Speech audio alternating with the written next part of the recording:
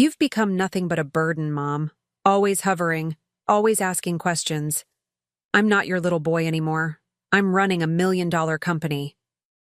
Those words hung in the air of the upscale Seattle restaurant, every syllable slicing, through me like a knife. My son's face, once soft with childhood innocence, was now hardened with contempt as he stared at me across the table. The champagne in my glass, meant to celebrate his company's latest success, suddenly tasted bitter. Before we jump back in, tell us where you're tuning in from, and if this story touches you, make sure you're subscribed, because tomorrow I've saved something extra special for you. Little did Ryan know that those words would cost him everything. The monthly transfers that had quietly saved his business from collapse for the past year would stop immediately.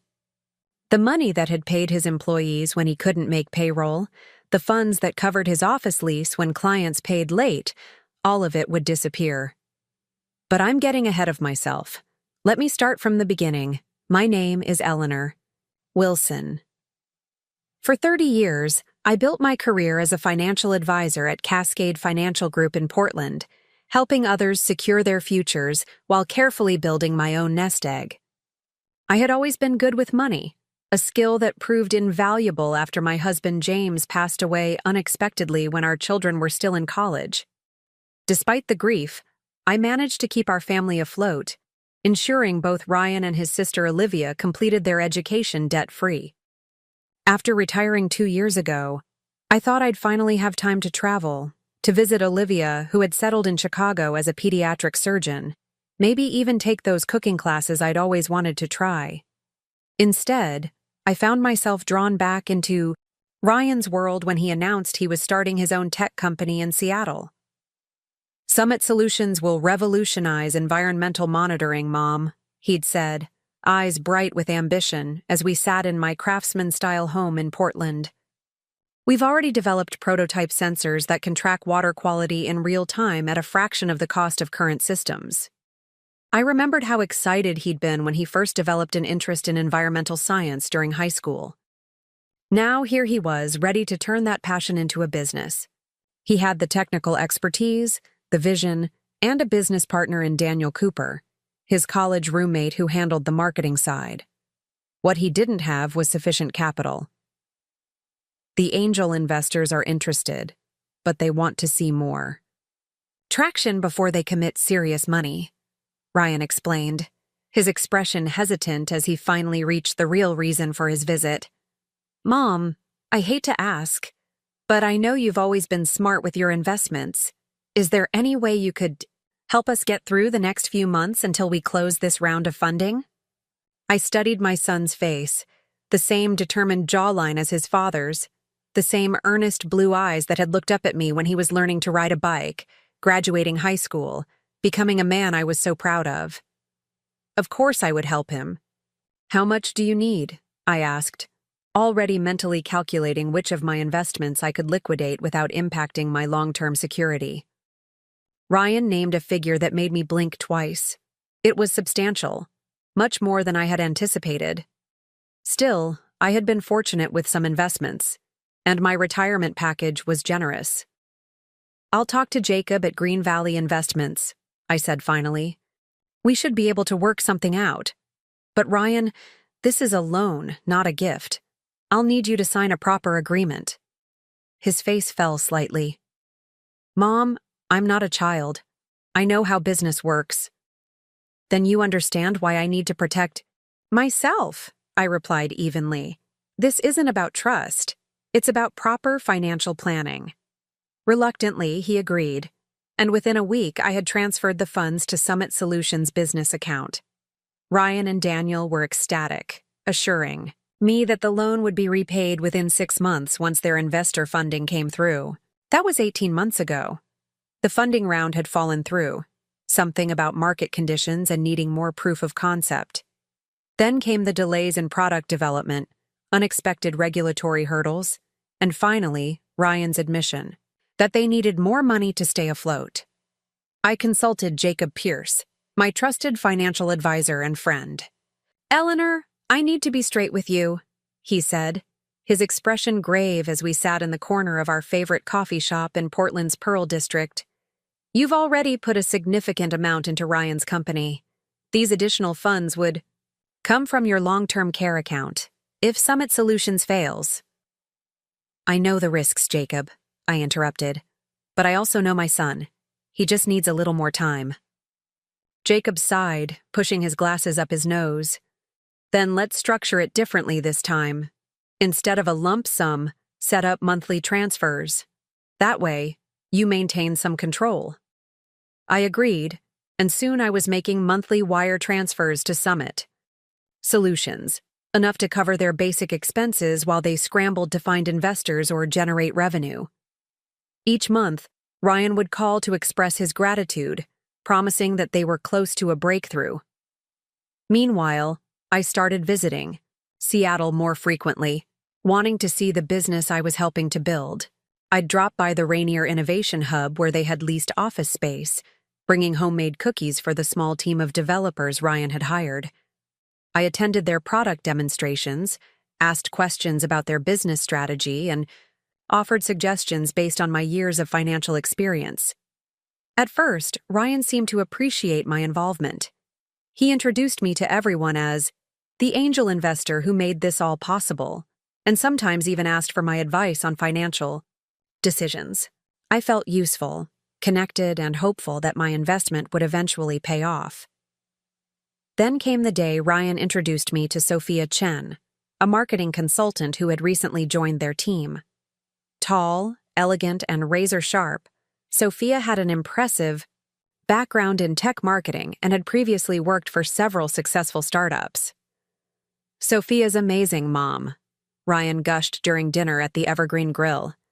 "She's helped us completely revamp our go-to-market strategy. The response from potential clients has been incredible." I watched Sophia carefully as she spoke about market segmentation and value propositions with such confidence that I couldn't help but be impressed. Yet something about the way she glanced at my son, possessive, calculating, made me uneasy. "How wonderful to finally meet you, Mrs. Wilson," Sophia said, her smile not quite reaching her eyes. "Ryan talks about you constantly. Such a devoted mother, making all those sacrifices." Something in her tone made devoted sound almost like overbearing, but I brushed it aside. My son was happy, the business was gaining momentum, and that was what mattered. Over the next few months, I noticed subtle changes in Ryan. Our weekly phone calls became briefer, his updates on the business more vague. When I visited, he seemed distracted, often leaving me to wait in the reception area while he finished important meetings. Sophia was always there, sleek and professional, offering me coffee with that same not-quite-warm smile. Then came the dinner that changed everything. Ryan had called unexpectedly on a Tuesday afternoon. "Mom, I have amazing news. Can you come to Seattle tomorrow? I want to celebrate with you." I rearranged my schedule and made the 3-hour drive from Portland, excited to hear what breakthrough had finally arrived. I assumed it was about the business. Perhaps they'd secured the investment they needed or landed a major client. Instead, when I arrived at the upscale waterfront restaurant, I found Ryan and Sophia waiting at a corner table, both beaming. "We're engaged," Ryan announced as soon as I sat down, Sophia extending her hand to display a diamond ring that must have cost more than Ryan's monthly salary. If he'd been taking one, which I knew he wasn't, since my transfers were barely covering their operating expenses. I forced a smile, offered my congratulations, and ordered champagne for the table while my mind raced with questions. Where had the money for that ring come from? Why hadn't Ryan mentioned his relationship with Sophia was this serious? And most importantly, with the business still struggling, was this really the time for such an expense? As dinner progressed, I listened as they laid out their plans: a destination wedding in Bali, a honeymoon in the Maldives, plans to buy a penthouse apartment in downtown Seattle. "But what about Summit Solutions?" I finally asked. "Have you secured new funding?"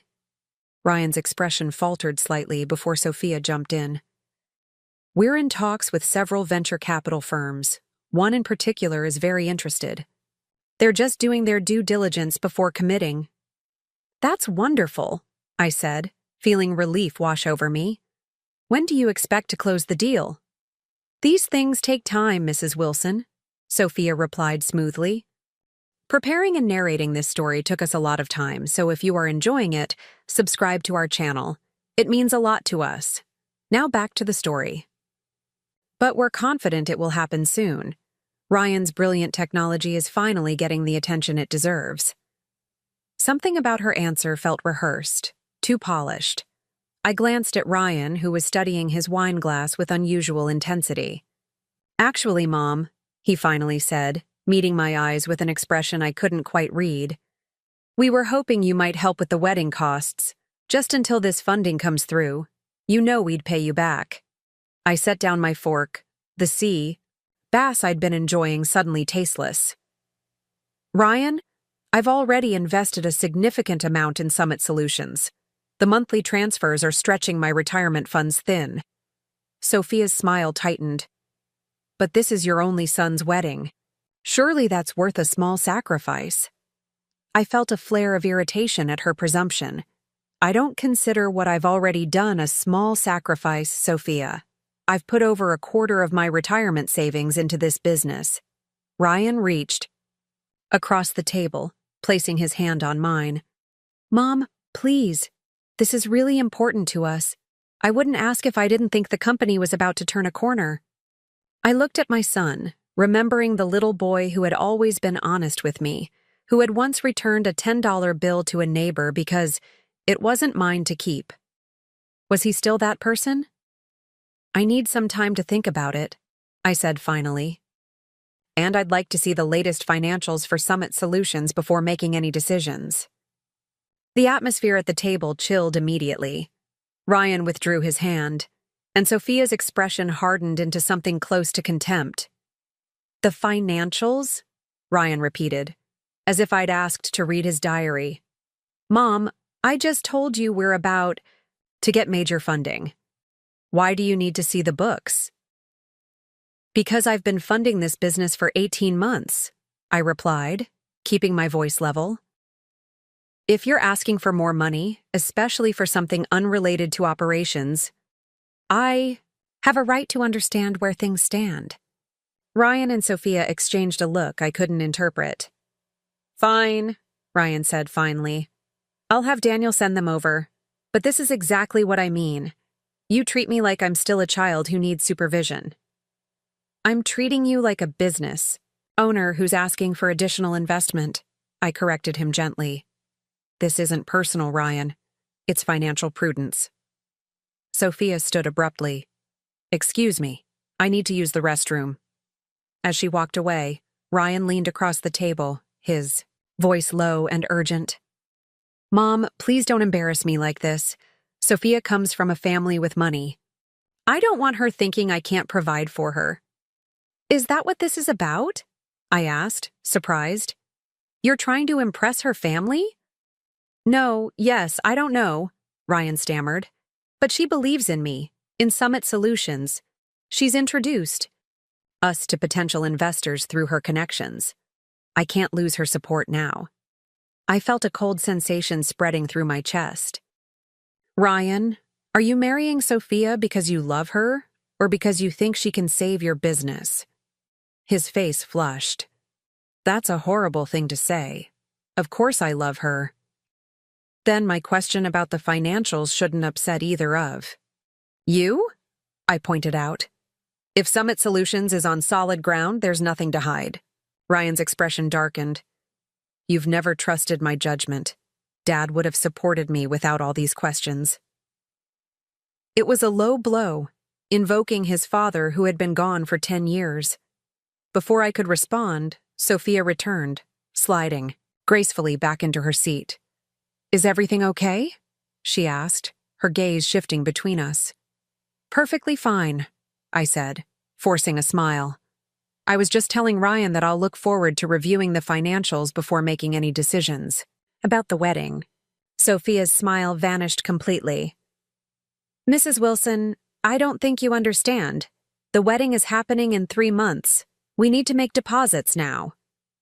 3 months? I repeated, stunned. That's very soon. We don't believe in long. Engagements, Sophia said briskly. And the venue we want in Bali is perfect. But they had a cancellation. We need to act quickly. I looked at Ryan, who was watching Sophia with an expression close to adoration. I see. Well, as I said, I'll need to review the company's current financial position before committing to any additional funds. Sophia's eyes narrowed. Ryan, perhaps you should explain to your mother that this is our wedding, not a business transaction. Her constant involvement in every aspect of your life is becoming problematic. Ryan seemed caught between us, his expression conflicted. Then something shifted in his eyes, and he straightened his shoulders. She's right, Mom, he said, his voice taking on an edge I'd never heard before. You're always questioning my decisions, always hovering. I'm not your little boy anymore. I'm running $1 million company. I felt my breath catch. A company that exists because of my investment. An investment that you'll get back, with interest once we secure proper funding, he retorted. But that's not happening if you keep interfering. The investors last time were put off by your constant presence. Sophia had to work overtime to get these new prospects interested. This was news to me. No one ever mentioned that my involvement was a problem. Because I was trying to spare your feelings, Ryan said, his voice rising slightly. But I can't keep walking on eggshells. You've become nothing but a burden, Mom. Always hovering, always asking questions. The restaurant seemed to go silent. Around us, though in reality the ambient noise continued. I stared at my son, this stranger across the table, and felt something inside me break. A burden, I repeated, the word feeling foreign on my tongue. Ryan doesn't mean that, Sophia interjected smoothly, placing a hand on his arm. He's just stressed about the wedding and the business. We're all under pressure. But Ryan didn't take it back. Instead, he looked at me with a mixture of defiance and something else. Something that looked disturbingly like the contempt I'd occasionally glimpsed in Sophia's eyes. Maybe I do mean it, he said quietly. Maybe it's time you let me stand. On my own 2 feet instead of trying to control everything.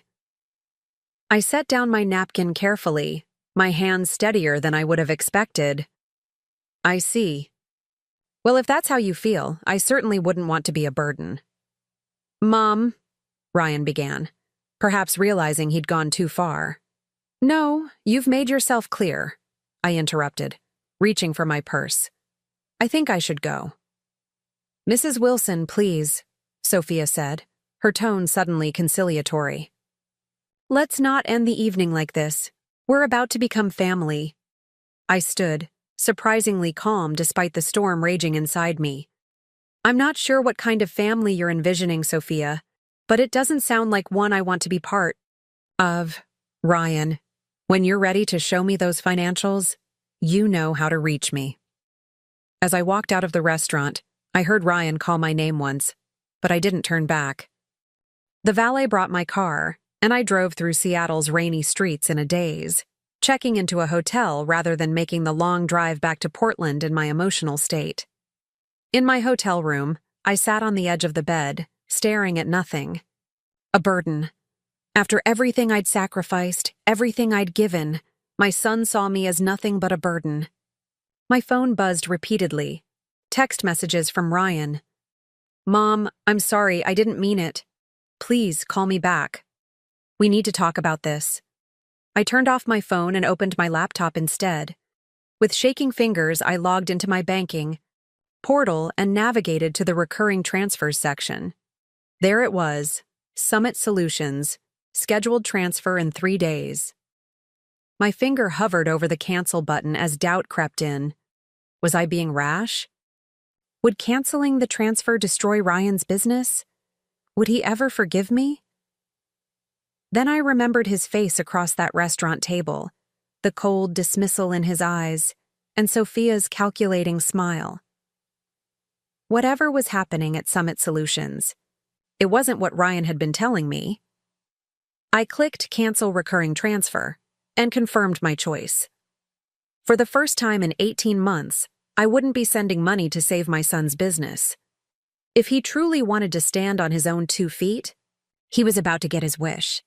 I slept fitfully that night in the hotel room, waking every hour to check my phone despite having turned it off. By morning, exhaustion had hardened into resolve. Before driving back to Portland, I made one stop, at the offices of Summit Solutions. The Rainier Innovation Hub looked different in the early morning light, less impressive somehow. The glass and steel structure that had once seemed to embody Ryan's ambitious vision now appeared cold and impersonal. I sat in my car for nearly 20 minutes, gathering my courage, watching young professionals stream through the revolving doors with their coffee cups and laptop bags. Finally, I made my way to the 6th floor where Summit Solutions occupied a corner suite. The reception area was empty. Their part-time receptionist wouldn't arrive until 9, I knew. But I could see lights on in the back offices. Taking a deep breath, I used the keycard Ryan had given me for emergencies and let myself in. I found Daniel Cooper alone in the conference room, spreadsheets spread across the table, his normally neat appearance disheveled. His eyes widened when he saw me. "Mrs. Wilson, we weren't expecting you today." "Clearly," I replied, setting my purse down. "Daniel, I need to see the company financials. All of them, not just the quarterly summaries Ryan's been sending." He hesitated, running a hand through his thinning hair. "I'm not sure Ryan would want me to." "Ryan called me a burden to my face last night," I interrupted, the words still stinging as I spoke them. "He can take up any objections with me directly. But considering I've invested over $250,000 in this company, I believe I have a right to see exactly where that money has gone." Daniel's face paled. "He said that to you? That doesn't sound like Ryan." "People change," I said more bitterly than I'd intended. "Sometimes they become unrecognizable." Daniel studied me for a long moment, then sighed deeply. "You should sit down, Mrs. Wilson." My heart sank as he turned to his laptop, typing rapidly before swiveling the screen toward me. "These are our actual financials for the past 2 quarters, not the ones Ryan approved to send to you." For the next hour, Daniel walked me through the truth about Summit Solutions. The company had developed a promising prototype, yes, but manufacturing costs were far higher than projected. Several early clients had backed out after testing revealed reliability issues. And most disturbing of all, large sums had been categorized as consultant fees, with no supporting documentation. "Who is being paid these consulting fees?" I asked, pointing to a particularly large payment from the previous month. Daniel rubbed his face, looking utterly defeated. "Officially, they're going to SC Innovations for marketing services." "SC, Sophia Chen," I guessed, the pieces falling into place. He nodded miserably. "Ryan insisted she had connections that would save the company. But so far, all she's done is draft some presentations and arrange meetings that go nowhere." "How much has she been paid in total?" Daniel pulled up another spreadsheet, and I felt physically ill at the figure. Nearly half of what I'd invested had gone directly to Sophia's consulting company. "Does she actually provide any services?" I asked, though I already suspected the answer. "She makes phone calls, sends emails, but mostly she just influences." "Ryan," Daniel said carefully. "Look, Mrs. Wilson, Ryan and I have been friends since college. I believed in his vision for this company, but things started changing when Sophia came on board. The Ryan I knew wouldn't spend company funds on luxury dinners and first-class flights to networking events that somehow always coincide with gallery openings or exclusive parties." I stared at the screen, at the columns of numbers that told a story of betrayal so complete it took my breath away. Not just my son taking advantage of my generosity, but actively deceiving me about where the money was going. "And the investor meetings?" I asked, remembering how often Ryan had claimed they were close to securing funding. Daniel shook his head. There was interest initially, but no serious commitments for months now. The last group pulled out after reviewing our burn rate and questioning these consulting fees. Does anyone else know about this? The developers suspect something's wrong. They haven't received their bonuses, and Ryan keeps delaying equipment purchases they need. Meanwhile, he and Sophia are planning some extravagant wedding in Bali. Daniel's voice cracked slightly. I've tried talking to him, Mrs. Wilson. He just says I don't understand strategic spending, and that Sophia's connections are worth every penny. I closed my eyes briefly, absorbing the magnitude of the deception. And the monthly transfers I've been making? They're the only reason we still have the lights on, Daniel admitted. Without them, we would have folded 3 months ago. I reached for my phone, checking the banking app to confirm what I already knew. The cancellation of the recurring transfer had been processed. In 10 days, when the next payment would have been due, Summit Solutions would receive nothing. Mrs. Wilson, Daniel said hesitantly, what are you going to do? I looked at this young man, Ryan's friend who had been caught in my son's downward spiral, and made a decision. I'm going to protect what's left of my investment, I said firmly. And then I'm going to save my son from himself, whether he wants to be saved or not. I spent the next 2 hours with Daniel, gaining a complete picture of Summit Solutions' precarious position. The company had genuine potential. The technology was innovative, the market was there. But under Ryan's recent leadership, they'd veered far off course. As I prepared to leave, Daniel stopped me. There's something else you should know. Ryan and Sophia are scheduled to fly to Bali next week to scout wedding venues. The tickets were purchased with company funds. The betrayal cut deeper with each new revelation. Thank you for your honesty, Daniel. I know this couldn't have been easy. He rubbed the back of his neck awkwardly. I should have come to you sooner. It's just... Ryan was my best friend. I kept hoping he'd come to his senses. I patted his arm gently. We both wanted to believe the best of him. On the drive back to Portland, I made 2 calls. The first was to Amanda Ross, a lawyer who had helped me with estate planning after James died. The second was to Jacob Pierce, my financial advisor. By the time I pulled into my driveway, I had appointments with both for the following day. My house felt emptier than usual as I moved through the rooms, turning on lights against the gathering dusk. In the kitchen, I found myself staring at the refrigerator door, covered with photos and memorabilia. Ryan graduating from college, Ryan, and Daniel at the launch of Summit Solutions, Ryan showing me around their first real office. A lifetime of proud moments, of a relationship I had thought was built on mutual respect and love. Had it all been an illusion? Had he always seen me as nothing but a checkbook? My phone buzzed again. Another text from Ryan. Mom, please call me back. We need to talk about this. Sophia feels terrible about what happened. I set the phone down without responding.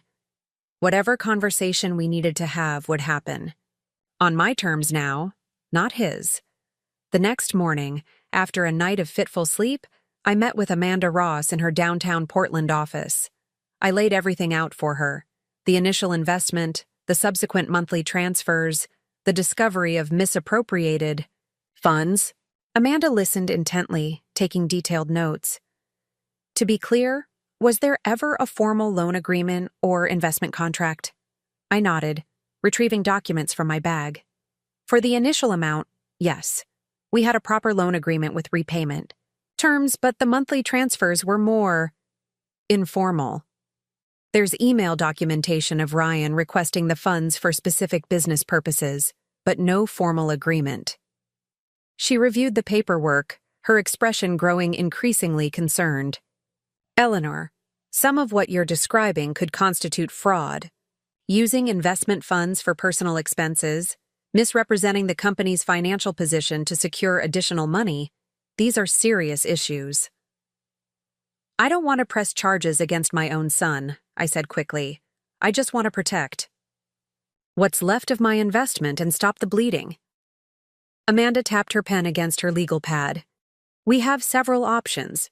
Given the loan agreement for the initial investment, we could send a formal notice of default. That would at least establish your position as a creditor if the company goes under.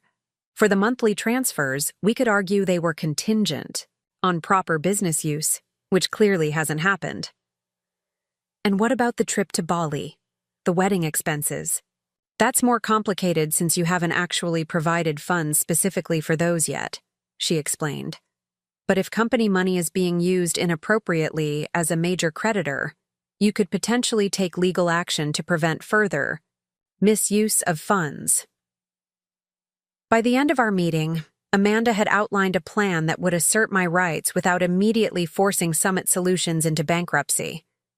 It wasn't what I had envisioned when I first invested in my son's dream, but it was necessary. My meeting with Jacob Pierce was equally sobering.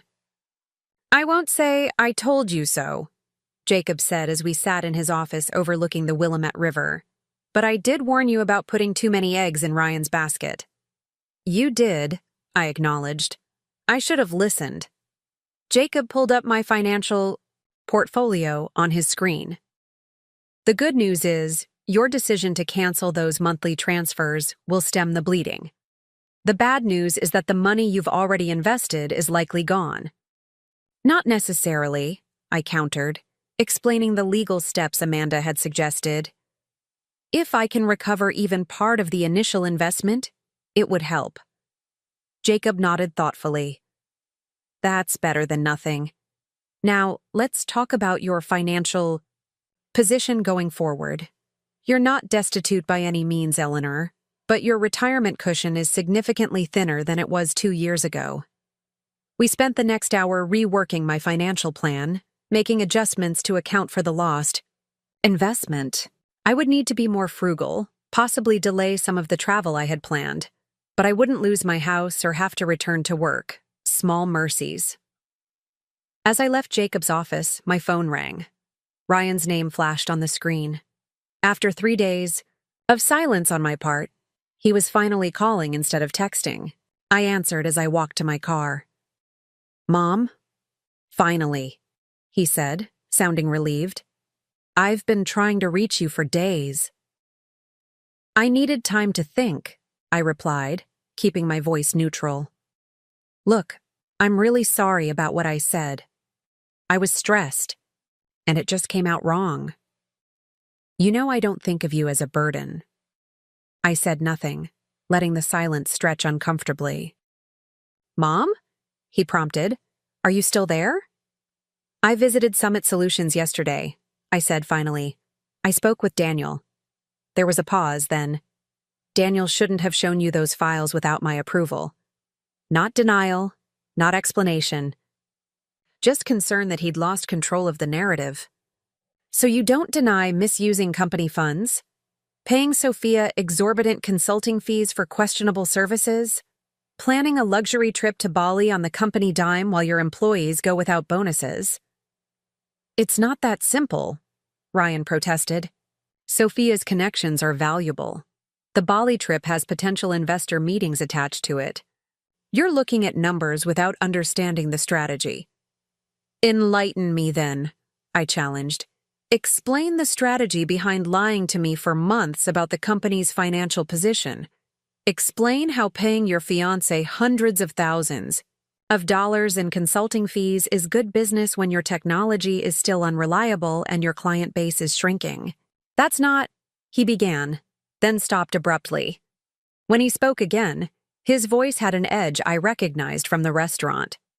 Who's running this company, Mom? Me or you?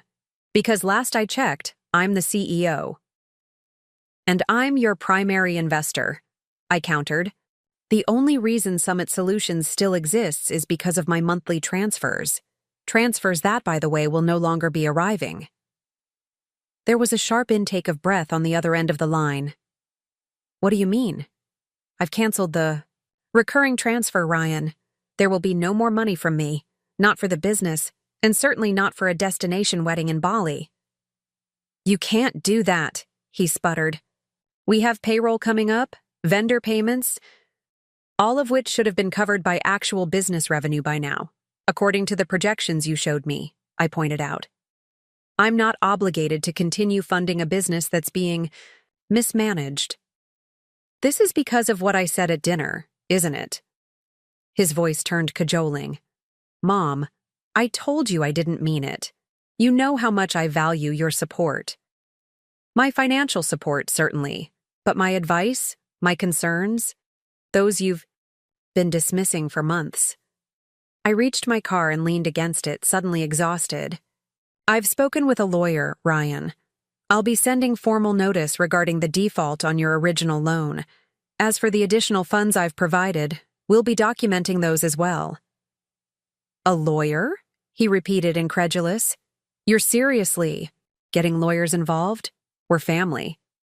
Yes, we are, I agreed, feeling a profound sadness. Which is why your betrayal cuts so deep. Betrayal? That's ridiculous. I've been building a company that will eventually make us both wealthy. Every decision I've made has been in service of that goal, including the decision to lie to me, to misuse funds, to call your mother a burden when she questions your judgment. He didn't answer immediately, and I could almost see him calculating, trying to find the right words to regain control of the situation.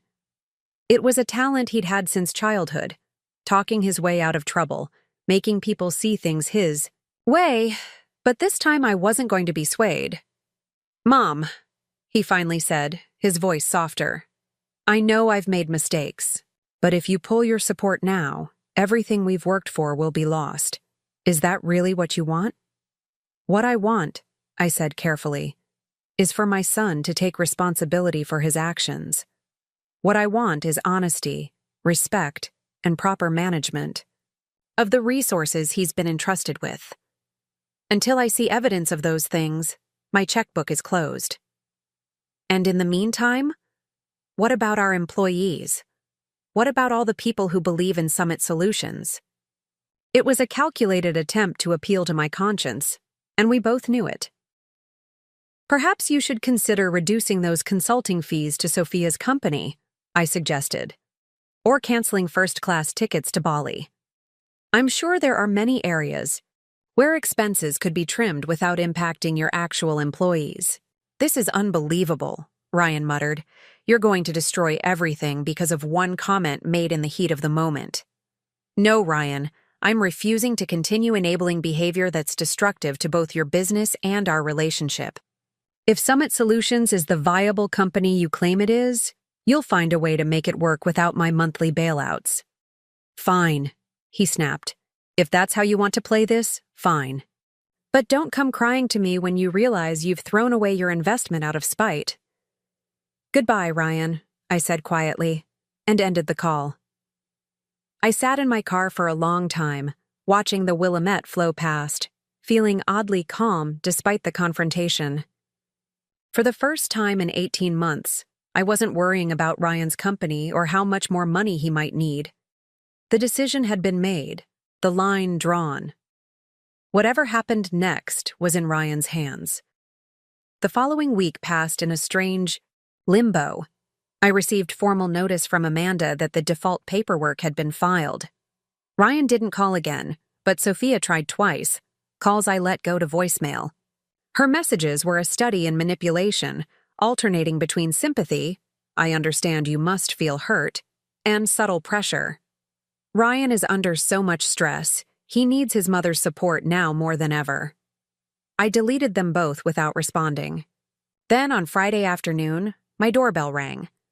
When I opened it, I found Olivia standing on my porch, suitcase in hand, her dark hair wind-blown from the flight from Chicago. Olivia! I gasped. What are you doing here? I thought you had surgeries. Scheduled all week. I swapped shifts, she said, dropping her bag to give me a fierce hug. Ryan called me. He said you were having some kind of breakdown, that you'd cut him off financially and were threatening legal action. I was worried about you. I pulled back, studying my daughter's concerned face. Of course, Ryan would try to triangulate, to bring Olivia in as a mediator. It was another manipulation, but I couldn't be angry at Olivia for responding to what she thought was a family emergency. "I'm not having a breakdown," I assured her, guiding her inside. "But a lot has happened. Let me make you some tea and I'll explain everything." Over the next hour, I laid out the whole story. The initial investment, the monthly transfers, the discovery of financial mismanagement, and finally, Ryan's hurtful words at the restaurant. Olivia listened without interrupting, her expression growing increasingly troubled. "I knew he was busy with the company, but we've barely spoken in months," she admitted when I finished. "Every time I call, he's rushing to some meeting or says he'll call back and never does. I had no idea things were this bad." "He's changed," I said simply. "Or maybe this side of him was always there, and I just didn't want to see it." Olivia reached for her phone. "I'm calling him right now." "This is unacceptable." I placed my hand over hers. "You don't need to fight my battles, sweetheart." "This isn't just your battle," she said firmly. "He's my brother, and he's hurt you.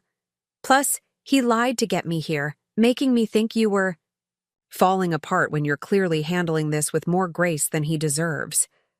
Before I could protest further, she had dialed Ryan's number and put the phone on speaker. He answered almost immediately. "Olivia, thank God. Are you with Mom? How is she?" "She's sitting right next to me and she's perfectly fine," Olivia replied coolly. "Which you would know if you'd been honest with me about what's really going on." There was a pause. "I don't know what she's told you, but she's told me everything, Ryan, with documentation to back it up. How could you? Mom has supported you every step of the way, and this is how you repay her. Misusing funds, lying about the company's status, and then having the nerve to call her a burden? It wasn't like that," Ryan protested. "She's twisting things." "Don't," Olivia cut him off sharply. "Don't you dare try to gaslight me the way you've been gaslighting her. I've seen the financial records, the emails, everything. You're the one with explaining to do, not Mom." Another pause, longer this time. "Look, I admit I made some mistakes in how the business has been managed.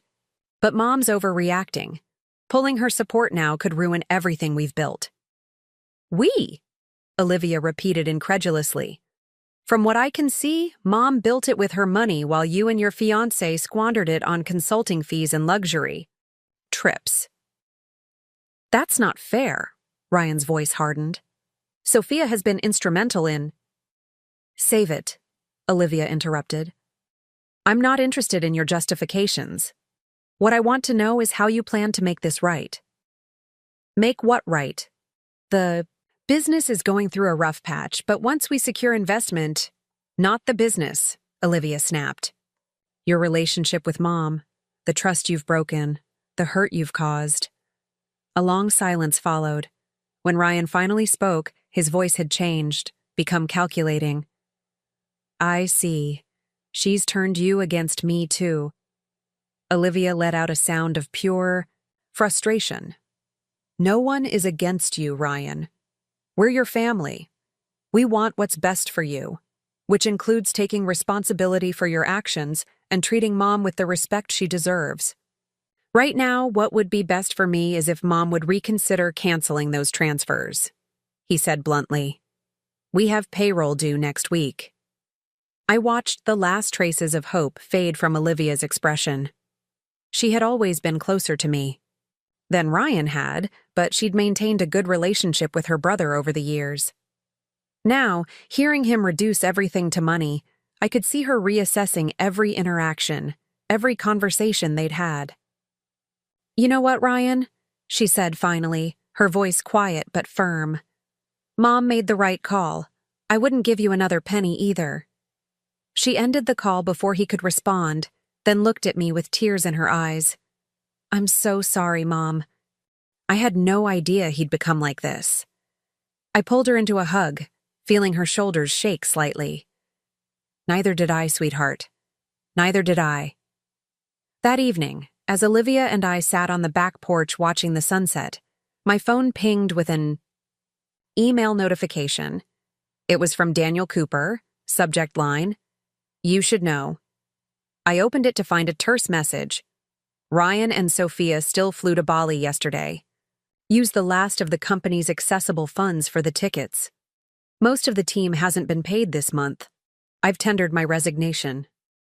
Attached was a photo of Ryan and Sophia in what appeared to be first-class airline seats, champagne, glasses raised in a toast, Sophia's diamond ring prominently displayed.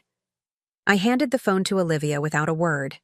She read the email, looked at the photo, and shook her head slowly. "What happens now?" she asked. I gazed out at my garden, at the rose bushes James and I had planted together 20 years ago, still blooming despite seasons of neglect when grief had made gardening impossible. They had survived, adapted, found a way to thrive again. Perhaps I could too. "Now we wait," I said simply. "The ball is in Ryan's court. He can either find a way to save his business legitimately, or he can watch it crumble. Either way, I won't be his safety net anymore." Olivia squeezed my hand. "And us?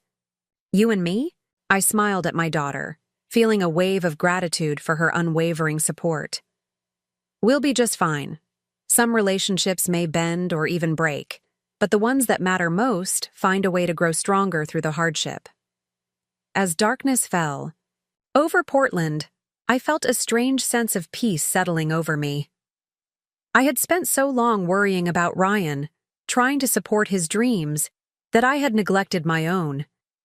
Perhaps it was time to rediscover what Eleanor Wilson wanted from this chapter of her life, beyond being a mother, beyond being an investor.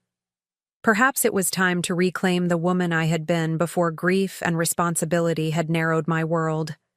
Tomorrow would bring new challenges, certainly. But for tonight, sitting with my daughter under a sky full of emerging stars, I allowed myself to believe that whatever came next, I was strong enough to face it. 3 weeks passed without a word from Ryan. Olivia had returned to Chicago after staying with me for a long weekend, promising to visit again soon. The silence from Seattle was deafening, but through Amanda, I learned that Summit Solutions had missed payroll, and several employees had quit. Daniel kept me updated with occasional, brief emails, his disappointment in Ryan evident in every carefully worded message. I had just finished my morning gardening routine when my phone rang. The caller ID showed Marcus Wilson, my brother-in-law. "Eleanor," he said without preamble when I answered. "Have you seen the news?" "What news?" "About Ryan, Summit Solutions. It's all over the tech blogs this morning." My heart stuttered. What happened? Is Ryan okay? "He's fine, physically," Marcus assured me. "But his reputation is another matter. The company's imploding, Eleanor, very publicly." I sat down, heavily on the garden bench, soil-covered gloves still on my hands. "Tell me." Several employees went public about missing paychecks while the CEO and his fiancée were vacationing in Bali. One of them leaked emails showing Ryan authorizing substantial payments to Sophia's consulting company while denying requests for essential equipment. It's not pretty. I closed my eyes briefly. I was afraid something like this might happen. "There's more," Marcus continued, his voice gentler now. "Ryan's giving interviews, trying to control the narrative. He's blaming you, Eleanor." My eyes snapped open. "Me? How could he possibly blame me?" "He's claiming you abruptly. Withdrew financial support that had been promised, leaving the company in crisis. He's painting himself as the victim of a family dispute that unfairly impacted his business." A cold anger settled in my chest. "That's not what happened." "I know that," Marcus said firmly. "Anyone who knows you knows that. But the tech press is running with it because it's sensational. Family drama, betrayal, a company in free fall. It makes for good headlines." I pulled off my gardening gloves, my movements deliberate despite the turmoil inside. "Have you spoken to him?" I tried. He's not taking my calls either. Only talking to journalists, apparently. We spoke for a few more minutes, Marcus offering his support and promising to keep me updated if he heard anything else. After we hung up, I sat in the garden for a long time, listening to the birds and trying to process this latest development. Ryan wasn't just failing, he was trying to take me down with him, paint me as the villain in his story. After everything I'd done, everything I'd sacrificed, he was publicly betraying me to save face. Inside the house, I opened my laptop and searched for articles about Summit Solutions. They weren't hard to find. Tech startup in crisis after family investor pulls funding. Summit Solutions. CEO claims mother's financial betrayal led to company's downfall. Family drama sinks, promising environmental tech firm. The quotes from Ryan were carefully crafted, making him sound reasonable and baffled by my actions. My mother had been supportive of the company from the beginning, but something changed. She became increasingly controlling, wanting to micromanage decisions despite having no technical background. When I pushed back, she retaliated by cutting off funding she had committed to provide. Not a word about misappropriated funds, nothing about the extravagant consulting fees paid to his fiancée. No mention of using company money for a luxury trip to Bali while employees went unpaid. I was reaching for my phone to call Amanda when it rang in my hand. An unfamiliar Seattle number. "Mrs. Wilson?" a woman's voice inquired when I answered. "This is Jessica Ward from the Seattle Business Journal. I'm working on a story about Summit Solutions and was hoping to get your perspective on recent developments." I hesitated, my first instinct to decline comment. But if I stayed silent, Ryan's version of events would be the only one on record. "I appreciate you reaching out, Ms. Ward," I said carefully, "but I'll need to consult with my attorney before making any statement." "Of course," she replied smoothly. "But if I could just ask you to respond to your son's claim that you promised funding without warning, causing the company's current financial crisis." "No comment at this time," I said firmly. "Please direct any further questions to my attorney, Amanda Ross." I provided Amanda's contact information and ended the call, then immediately dialed Amanda myself. "I was just about to call you," she said when she answered. "I'm guessing you've seen the coverage?" "Enough to know that Ryan is trying to shift blame," I confirmed. "He's giving interviews, Amanda, making me out to be some vindictive, controlling mother who sabotaged his company on a whim." Amanda's voice was calm, steadying. "We anticipated he might try something like this. That's why we documented everything so carefully. The question now is how you want to respond." "I don't know," I admitted. "Part of me wants to set the record straight. The other part doesn't want to publicly criticize your son," Amanda finished for me. "I understand. But Eleanor, these allegations could potentially damage your reputation as well. People you've worked with for years might wonder." She was right. Already I had received several texts from former colleagues asking if I'd seen the articles, their curiosity barely disguised as concern. "What would you advise?" I asked. "We have options," Amanda said. "We could issue a brief statement contradicting his claims without getting into details. We could provide selected documentation to key journalists to refute specific allegations. Or we could take a more aggressive approach and give a full interview with all the evidence laid out." "Let me think about it," I said. "In the meantime, can you prepare a statement in case I decide to go that route?" "Already working on it," she assured me. "And Eleanor? Try not to let this get to you too much. Anyone who knows you will see through his narrative." After hanging up, I found myself pacing the house, too restless to settle. Ryan's public betrayal felt even worse than the private one. It was one thing to lie to me, to misuse funds I'd provided. It was another to try to destroy my reputation to save his own. By mid-afternoon, my phone was buzzing constantly with calls and texts from friends, former colleagues, even distant relatives who had seen the news. Most expressed support. but a few asked pointed questions that revealed they weren't entirely sure what to believe. I was composing a careful response to one such message when my doorbell rang. Through the peephole, I was surprised to see Michael Sanders, the manager of the Portland branch of Pacific Northwest Trust, where I had banked for years. "Michael," I said, opening the door, "this is unexpected." "Eleanor," he nodded, looking uncomfortable. "I apologize for dropping by unannounced, but I thought this conversation would be better in person than over the phone." I invited him in, a sense of foreboding growing as I led him to the living room. "I'll be direct," Michael said once we were seated. "Your son came to our Seattle branch yesterday. He was quite insistent about gaining access to a joint account he claims you two established for business purposes." I stared at him. "There is no joint account. I've maintained completely separate finances from Summit Solutions."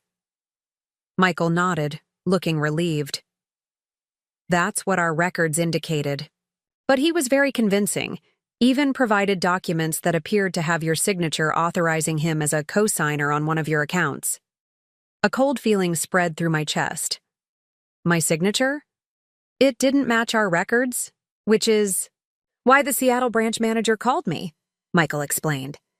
I told him to decline the request pending further verification. "He tried to forge my signature?" I asked, still processing the magnitude of this new betrayal. "I can't say definitively that's what happened," Michael said carefully. But the discrepancy was significant enough to raise concerns. "Thank you for letting me know," I said, my voice sounding distant to my own ears.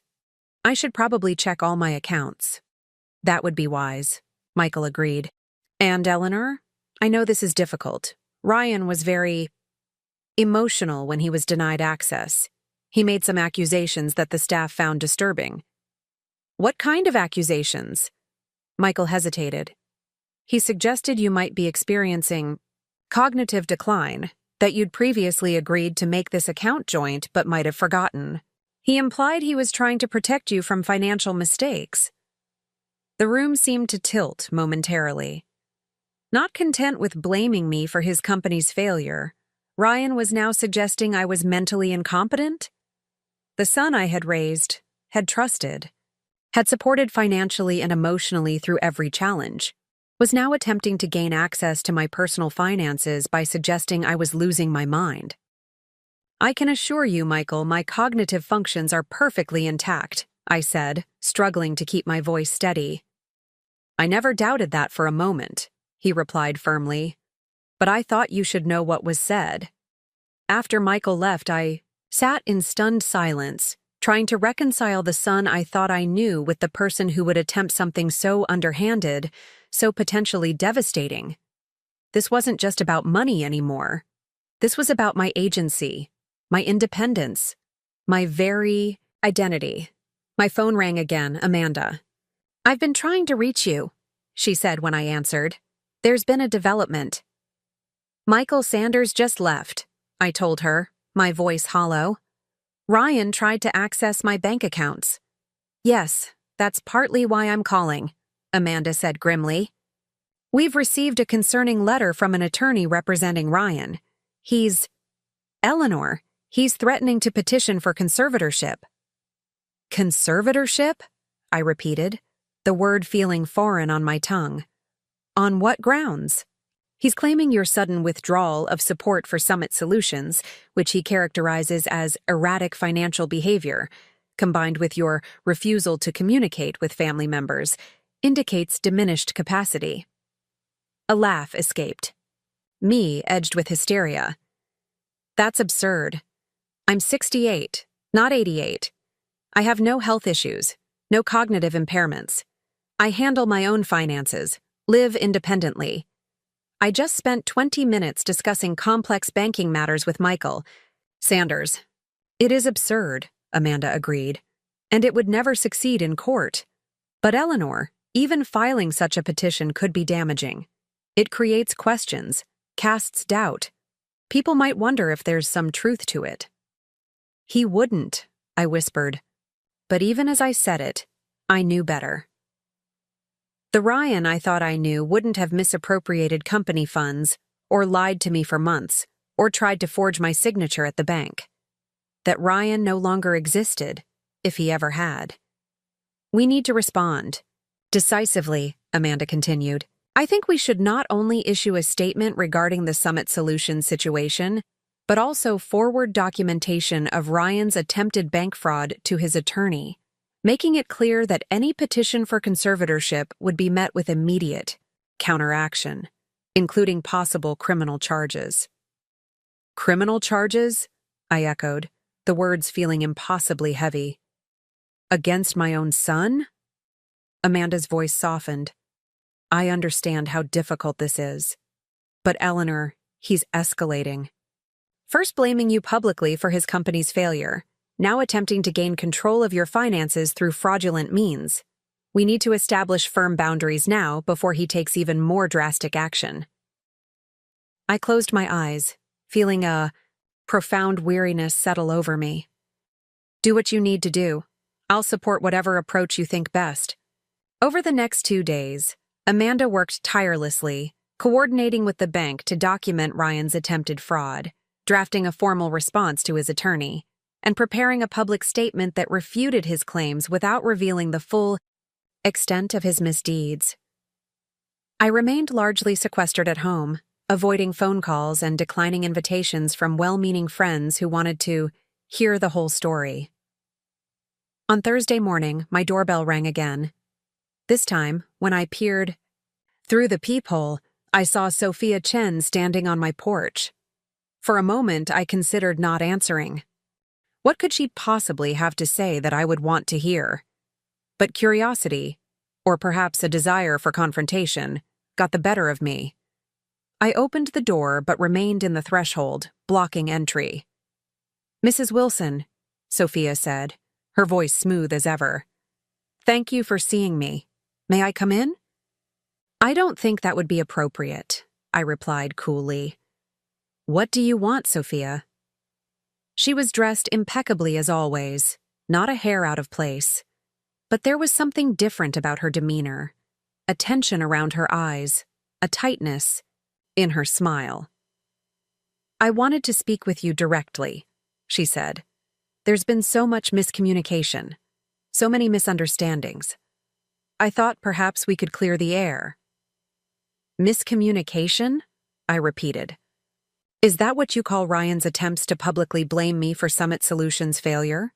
Or perhaps you're referring to his attempt to forge my signature at the bank? Or maybe the threat of a conservatorship petition? Which of these misunderstandings would you like to clear up first? Sophia's smooth facade faltered momentarily, a flash of something, anger, fear, crossing her features before she composed herself. Ryan is under tremendous pressure, she said. The failure of the company has been devastating for him. He's not thinking clearly. And you? I asked. Were you not thinking clearly when you accepted hundreds of thousands of dollars in consulting fees for questionable services? Or when you flew first class to Bali while employees went unpaid? Sophia's expression hardened. My consulting services were legitimate.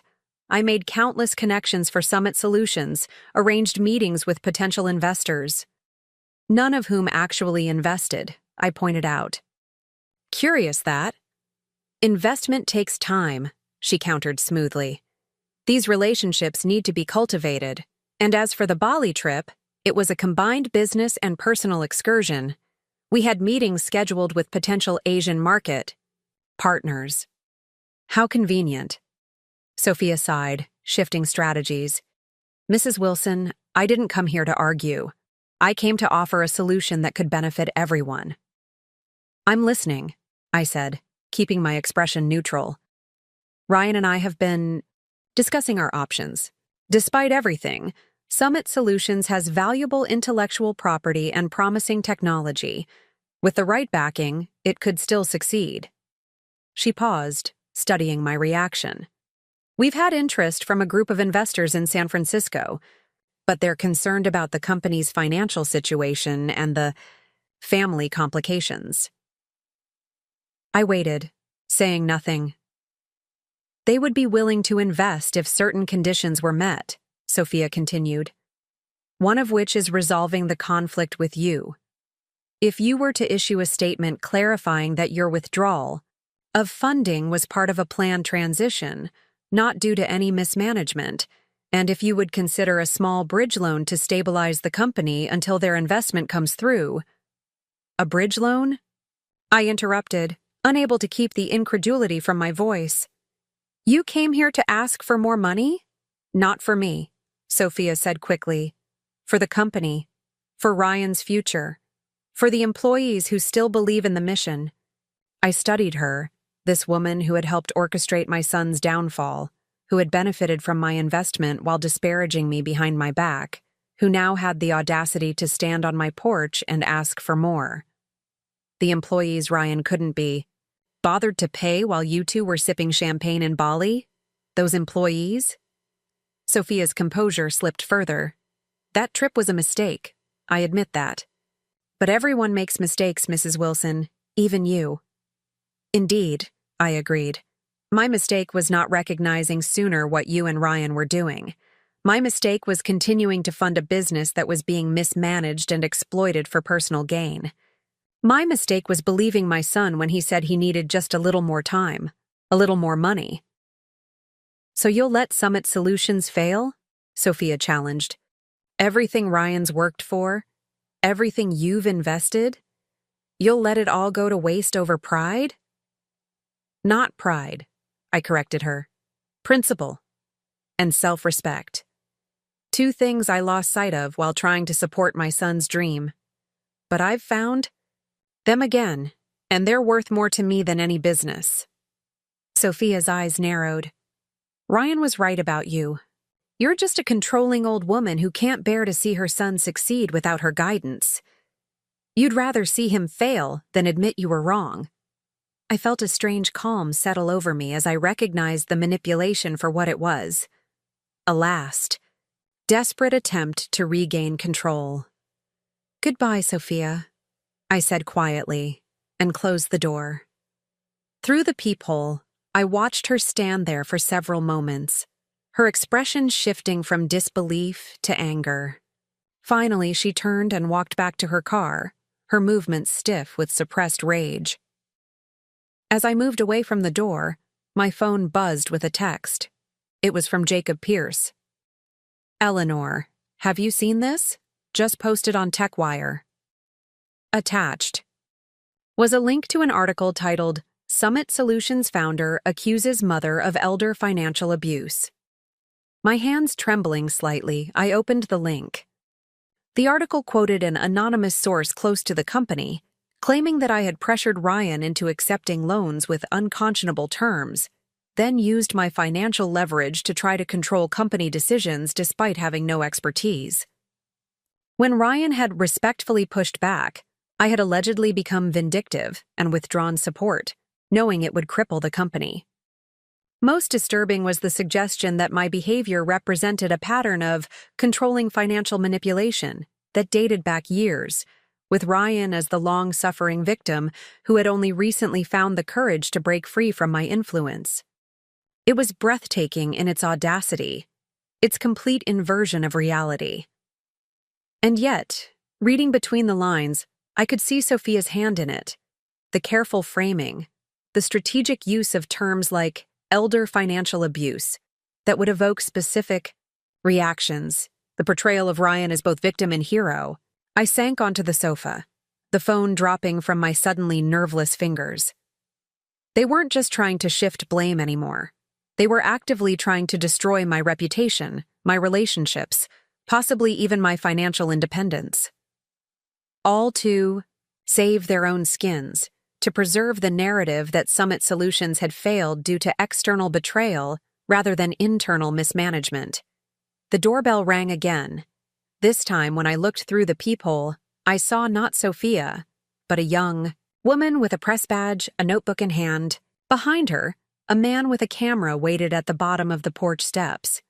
I stepped away from the door without opening it, drawing the curtains closed across the front windows. My sanctuary was now under siege, my privacy violated, my character publicly assassinated by my own son.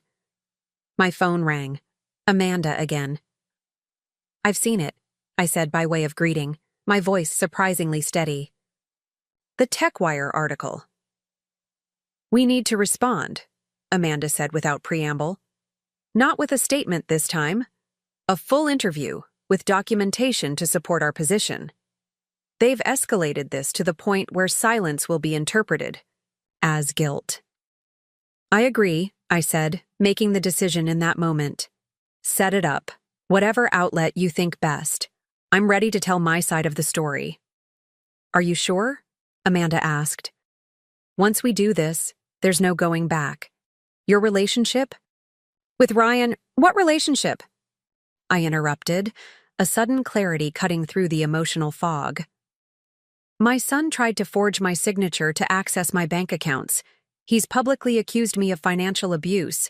He's attempting to paint me as mentally unstable to gain control of my assets. I'm not the one who destroyed this relationship, Amanda." She was quiet for a moment. "I'll make the arrangements. In the meantime, don't speak to anyone. Not journalists, not well-meaning friends, not even family until we have a strategy in place." After we hung up, I sat in my darkened living room, listening to the occasional ring of the doorbell as more journalists arrived, hoping for a quote, a reaction, anything they could use to feed the growing story. My phone continued to buzz with calls and texts from friends and former colleagues, some expressing support, others clearly uncertain what to believe. I responded to none of them. Instead, I did something I had been avoiding for weeks. I opened the photo gallery on my phone and began scrolling through pictures of Ryan. Ryan at his college graduation, beaming with pride. Ryan and Daniel at the launch of Summit Solutions, arms around each other's shoulders, full of hope and determination. Ryan showing me around their first real office, his excitement palpable as he pointed out where each team member would sit. In each photo, I searched his face, looking for signs of the deception that had been building, the betrayal that had been coming. Had there been clues I'd missed?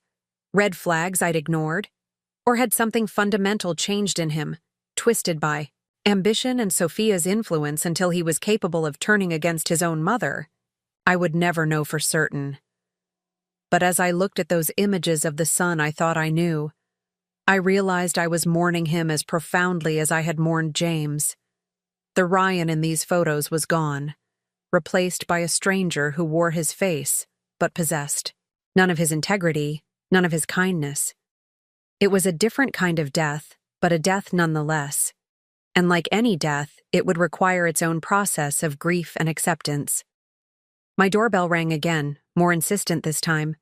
Rising from the sofa, I moved to the window and carefully parted the curtains just enough to peek out. Standing on my porch was Olivia, her expression a mixture of worry and determination. I hurried to the door and opened it just enough for her to slip inside, then quickly closed and locked it behind her. "Mom," she said, enveloping me in a fierce hug. "I came as soon as I saw the article. I couldn't believe it. How dare he? How dare they?" I held my daughter tightly, drawing strength from her unwavering support. "I'm so glad you're here." Olivia pulled back, studying my face with the keen assessment of a doctor. "You look exhausted. Have you been eating? Sleeping?" A small laugh escaped me. "I'm supposed to be the one asking those questions." "Not today," she said firmly, guiding me toward the kitchen. "Today, I'm taking care of you, and tomorrow, we're fighting back." As Olivia moved around my kitchen with familiar ease, making tea and assembling a simple meal from what she found in the refrigerator, I felt something shift inside me. The weight of betrayal was still there, the pain still acute. But alongside, it now was a renewed sense of purpose, a determination to reclaim my narrative, my reputation, my life. Ryan and Sophia had launched a full-scale attack, thinking I would retreat, surrender, possibly even capitulate to their demands rather than engage in public conflict. They had underestimated me, just as they had underestimated Daniel's loyalty, the bank's diligence, and the legal system's protections for someone in my position. Most of all, they had underestimated the strength that comes from truth, from integrity, from doing what's right, even when it's painful. Tomorrow, I would tell my story. All of it. With evidence to support every claim, with the calm certainty of someone who has nothing to hide. Let the world judge who was the victim and who was the villain in this tale. For the first time since this ordeal began, I felt not just resigned but ready to fight, ready to prevail, ready to emerge from this crucible as a stronger version of myself. As if sensing my thoughts, Olivia placed a mug of tea in front of me and squeezed my shoulder. He picked the wrong woman to mess with, didn't he? I covered her hand with mine, a small smile forming. Yes, I agreed. He certainly did. The offices of the Portland Business Review were housed in a sleek glass building downtown, with panoramic views of the Willamette River and the city skyline. As Amanda and I were escorted into a conference room for my interview, I felt an unexpected calm wash over me. After days of reactive defense, I was finally taking control of my narrative. Carolyn Winters, the journalist Amanda had selected for this exclusive, was a veteran business reporter known for her thorough research and balanced reporting. Her silver-streaked dark hair was pulled back in a neat ponytail, and she wore minimal makeup, giving the impression of someone more interested in substance than appearance. "Mrs. Wilson," she said, rising to shake my hand. "Thank you for agreeing to speak with me. I've been following the Summit Solutions story with great interest." "Thank you for the opportunity to share my perspective," I replied, taking a seat at the polished conference table. Amanda sat beside me, folders of carefully organized documentation laid out before her. A photographer discreetly captured a few images before leaving us alone with Carolyn and her digital recorder. "Before we begin," Carolyn said, "I want to assure you that I'm approaching this story with no preconceptions. I've read the coverage in TechWire and other outlets, but I'm interested in hearing your account directly, with whatever supporting evidence you're comfortable sharing." I nodded my appreciation. That's all I can ask for. For the next 2 hours, I laid out the entire story, my initial investment in Summit Solutions, the subsequent monthly transfers, the gradual realization that funds were being misappropriated, and Ryan's increasingly hostile behavior when questioned. I spoke calmly, without embellishment, letting the facts speak for themselves. Amanda provided documentation at key points, bank statements showing the transfers, emails from Ryan requesting additional funds for specific business purposes that never materialized, screenshots of his social media posts from Bali while his employees went unpaid. Most compelling was Daniel Cooper's sworn statement detailing the company's financial mismanagement and the consulting fees paid to Sophia's company for minimal services rendered. "This statement from Mr. Cooper is remarkably detailed," Carolyn observed, reviewing the document. "Has he faced any repercussions for coming forward?" "Ryan threatened to sue him for breach of confidentiality," Amanda replied. "But the legal basis for such a claim is tenuous at best, especially given the evidence of financial impropriety." Carolyn turned to me. "Mrs. Wilson, I have to ask about the most serious allegation your son has made, that you attempted to exert undue control over Summit Solutions, demanding decision-making authority despite lacking technical expertise." I met her gaze steadily. "My involvement was limited to financial oversight of my investment, which is standard practice for any investor. I never attempted to influence technical decisions or product development. I simply asked questions when expenses didn't align with the business plans I'd been shown." "And what about the claim that you abruptly withdrew funding that had been promised?" "The monthly transfers were never guaranteed in perpetuity," I explained. "They were emergency support measures while the company established itself. Each transfer was intended to be the last, but Ryan would invariably approach me claiming they were just about to turn the corner.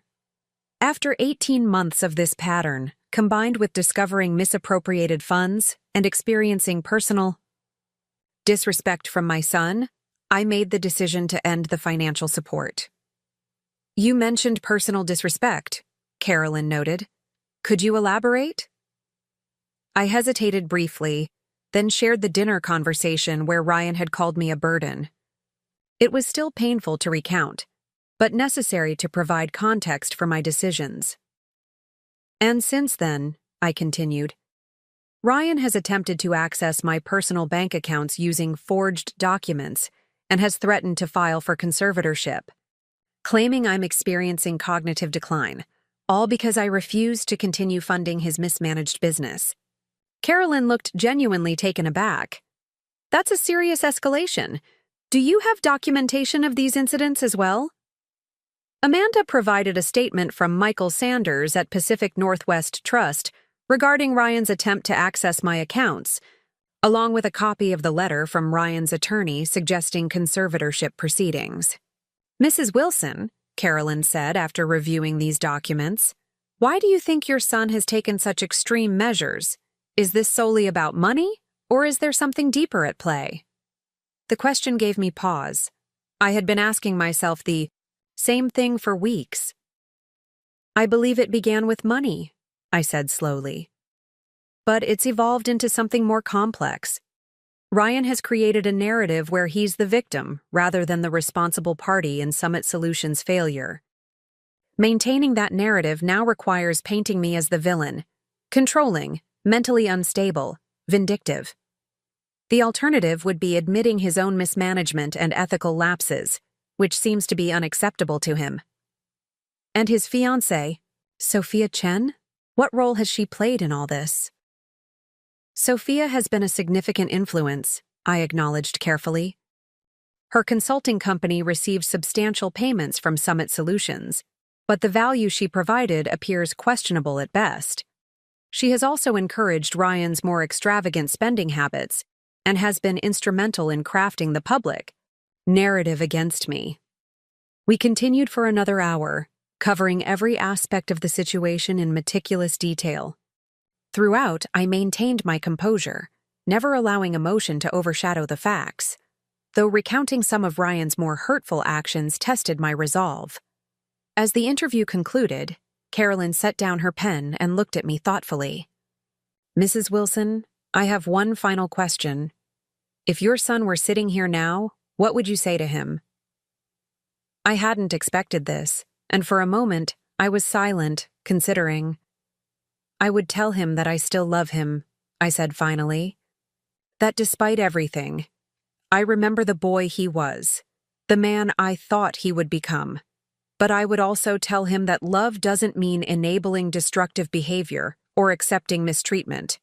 I would tell him that reconciliation would require honesty, accountability, and genuine remorse, not more manipulation or attempts to control the narrative. Carolyn nodded, seemingly satisfied with my answer. Thank you for your candor. The article will run in tomorrow's edition, both print and online. My editor has agreed to give it prominent placement. After the interview, Amanda and I walked to a nearby cafe, both needing a moment to decompress before parting ways.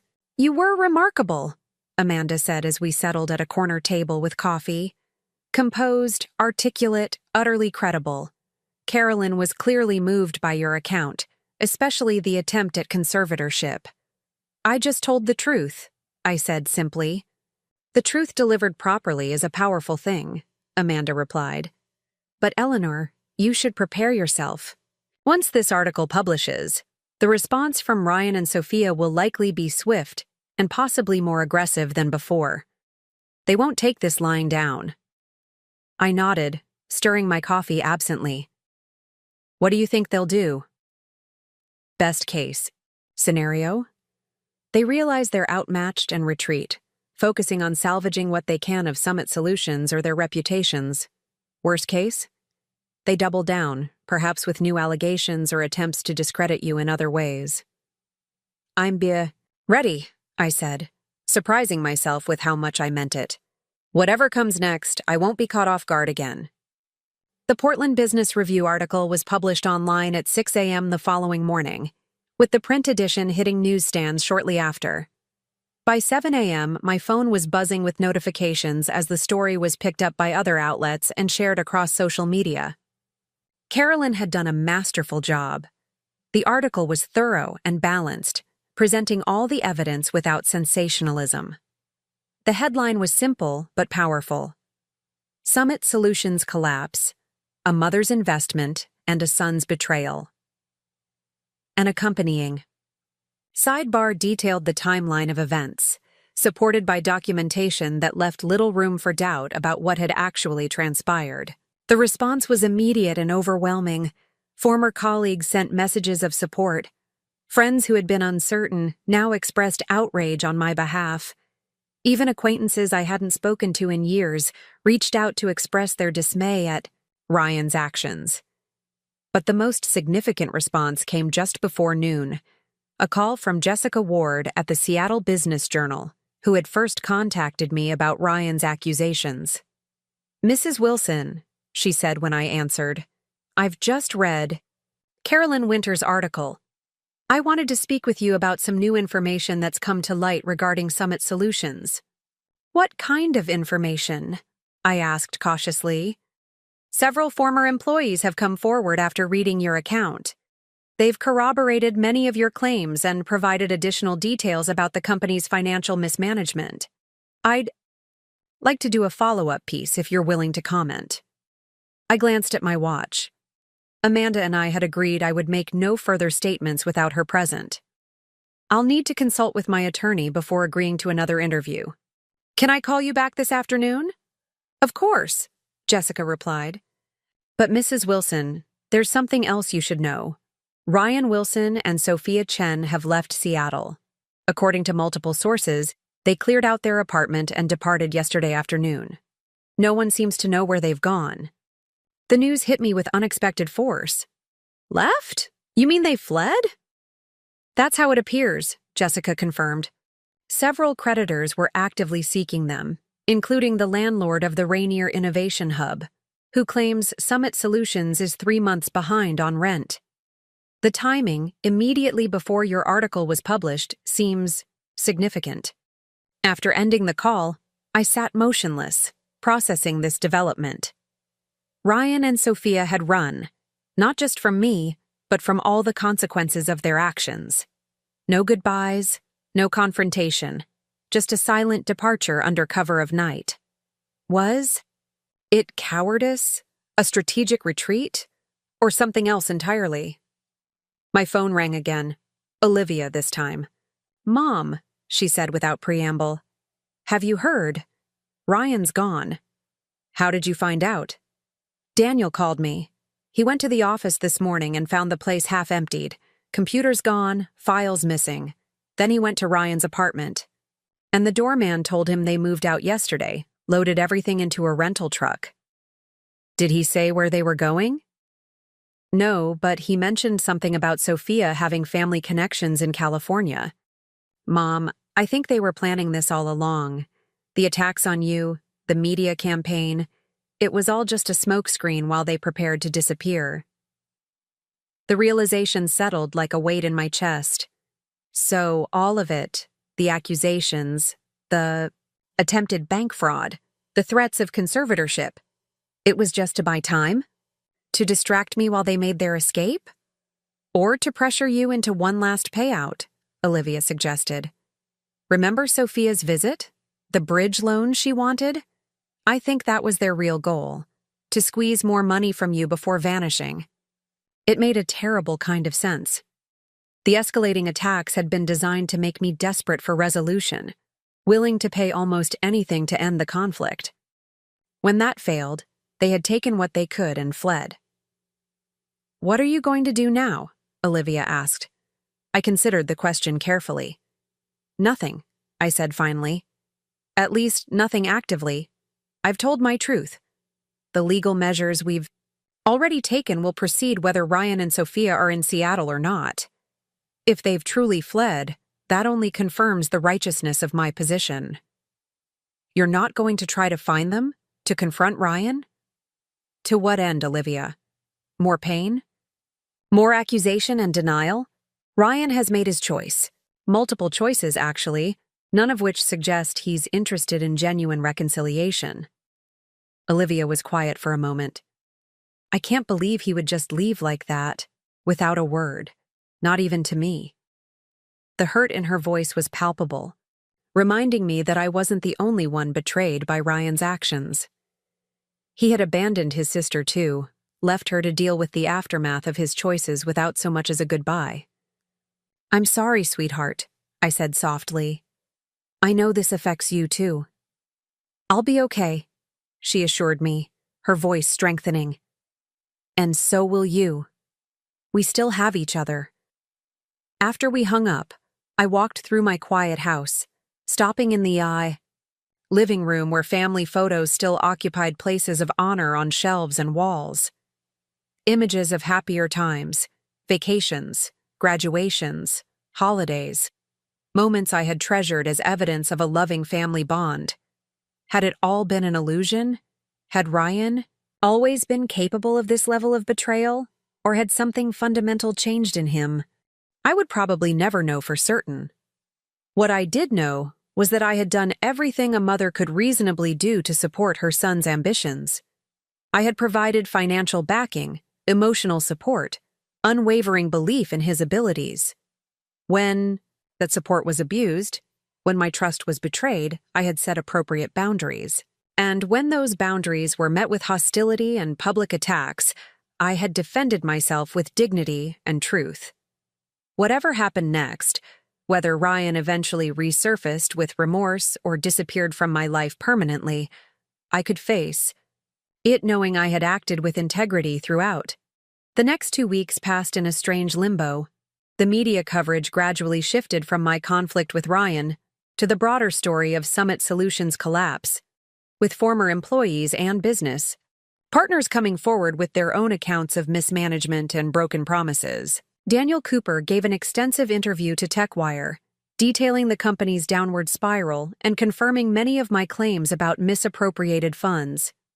He expressed particular regret about not speaking up sooner, saying he had been blinded by loyalty to his friend despite mounting evidence of ethical lapses. Through it all, Ryan and Sophia remained silent and unseen. Jessica Ward's sources eventually confirmed they had indeed headed to California, specifically San Francisco, where Sophia reportedly had connections in the tech industry. But attempts to contact them for comment went unanswered, and their social media accounts had been deactivated. Amanda kept me updated on the legal proceedings, which continued despite Ryan's absence. The default notice on the original loan had been formally processed, establishing my position as a primary creditor should Summit Solutions enter bankruptcy. My claim on the company's intellectual property, potentially its most valuable asset, was legally recorded.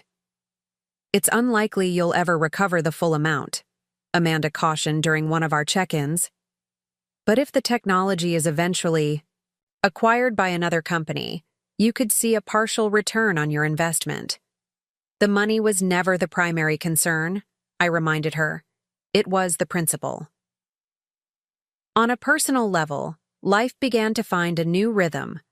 I resumed my volunteer work at the Portland Botanical Gardens, reconnected with friends I had neglected during the Summit Solutions saga, and even started planning the European trip I had postponed when Ryan first sought my investment.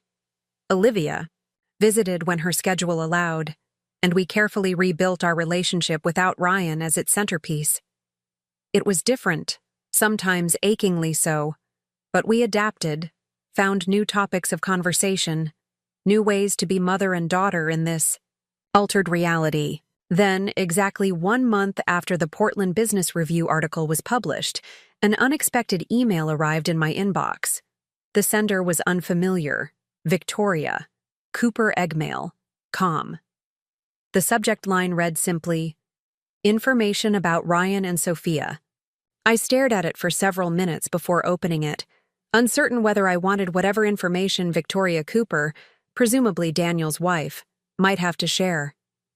Eventually, curiosity won out.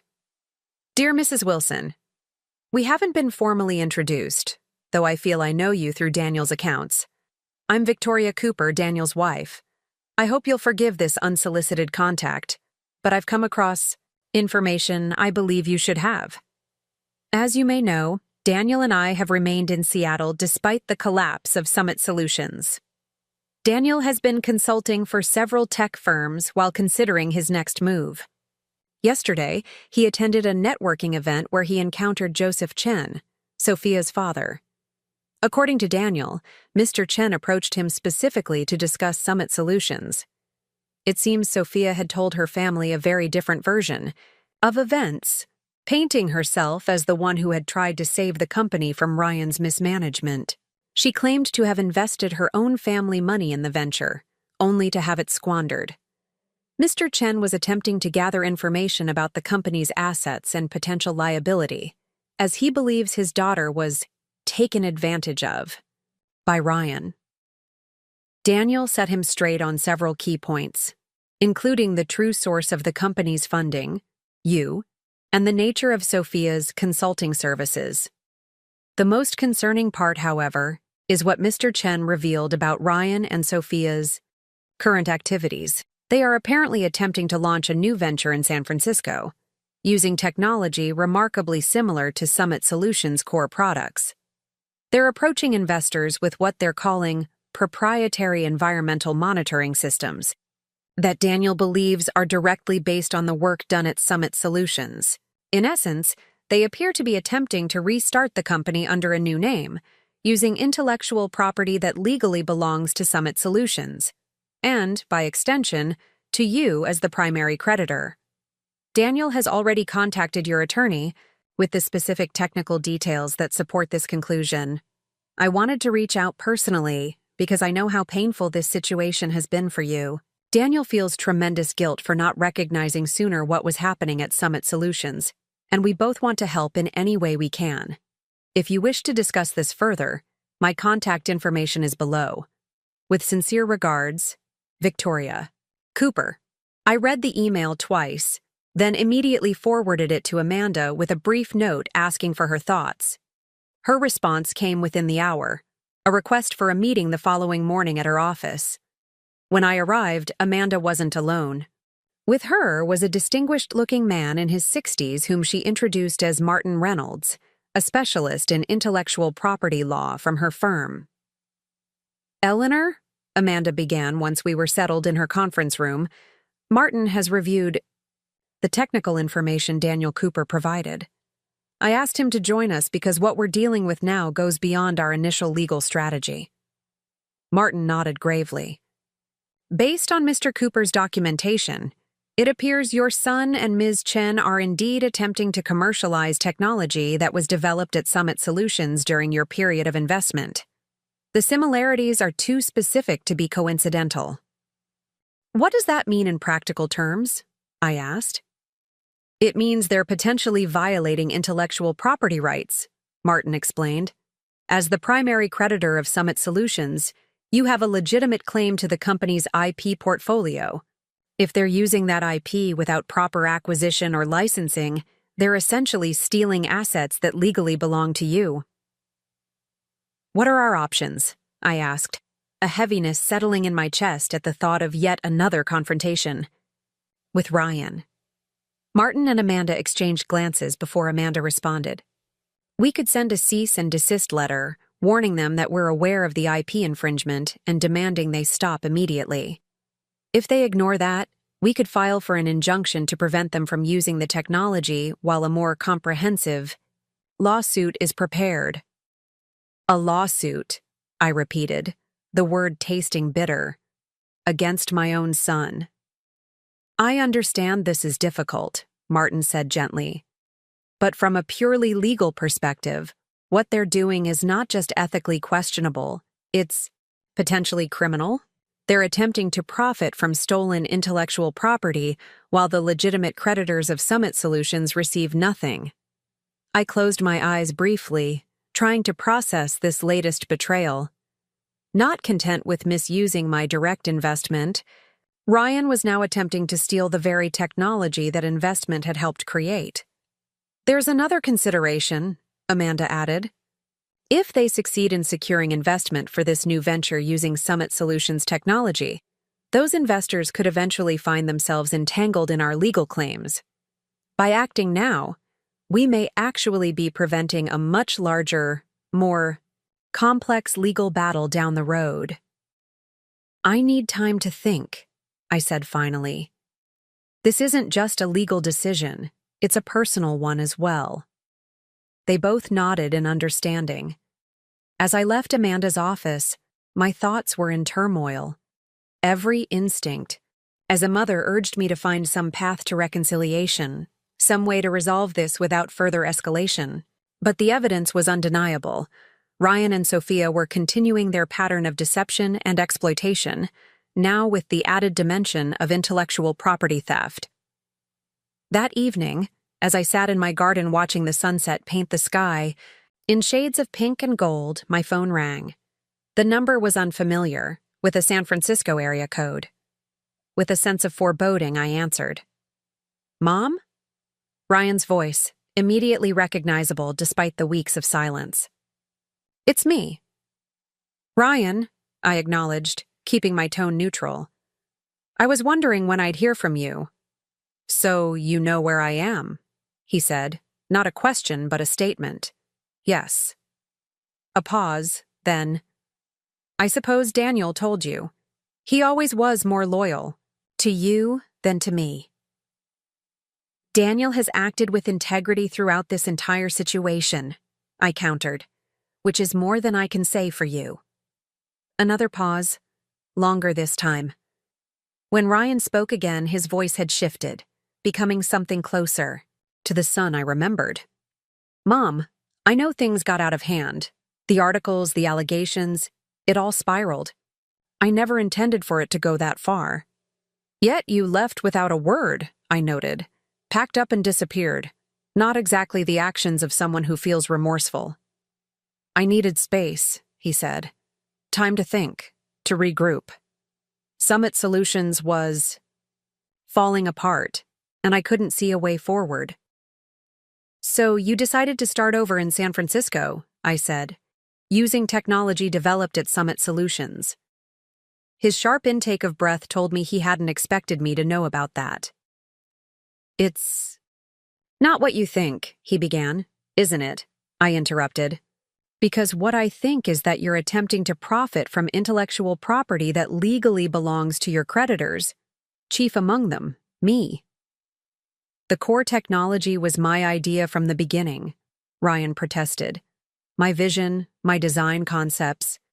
Developed with my money, I reminded him, in a company where I was the primary investor. The legal reality doesn't change just because you've crossed state lines, Ryan. Silence stretched between us, tense with unspoken accusations and defenses. Finally, Ryan sighed heavily. What do you want, Mom? It was the first time he'd asked that question, what I wanted, rather than what he needed from me. It was a small shift, but significant. I want what I've always wanted, I said honestly. For you to take responsibility for your actions. To make amends where possible. To become the man I know you're capable of being. And legally? He pressed. Are you planning to sue me? That depends on you, I replied. My attorney has advised me that I have strong grounds for legal action regarding the intellectual property. But I'd prefer to find a resolution that doesn't involve the courts. What kind of resolution?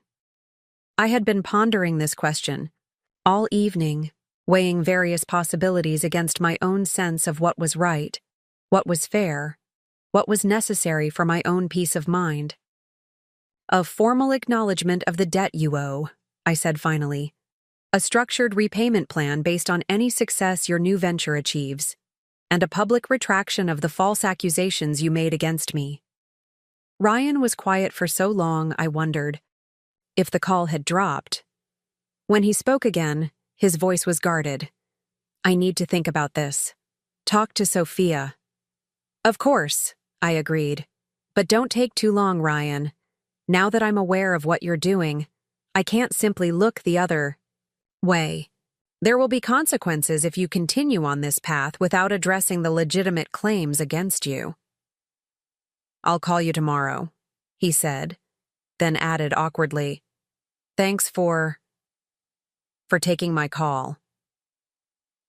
After we hung up, I sat for a long time in the gathering dusk, watching as stars began to appear in the darkening sky.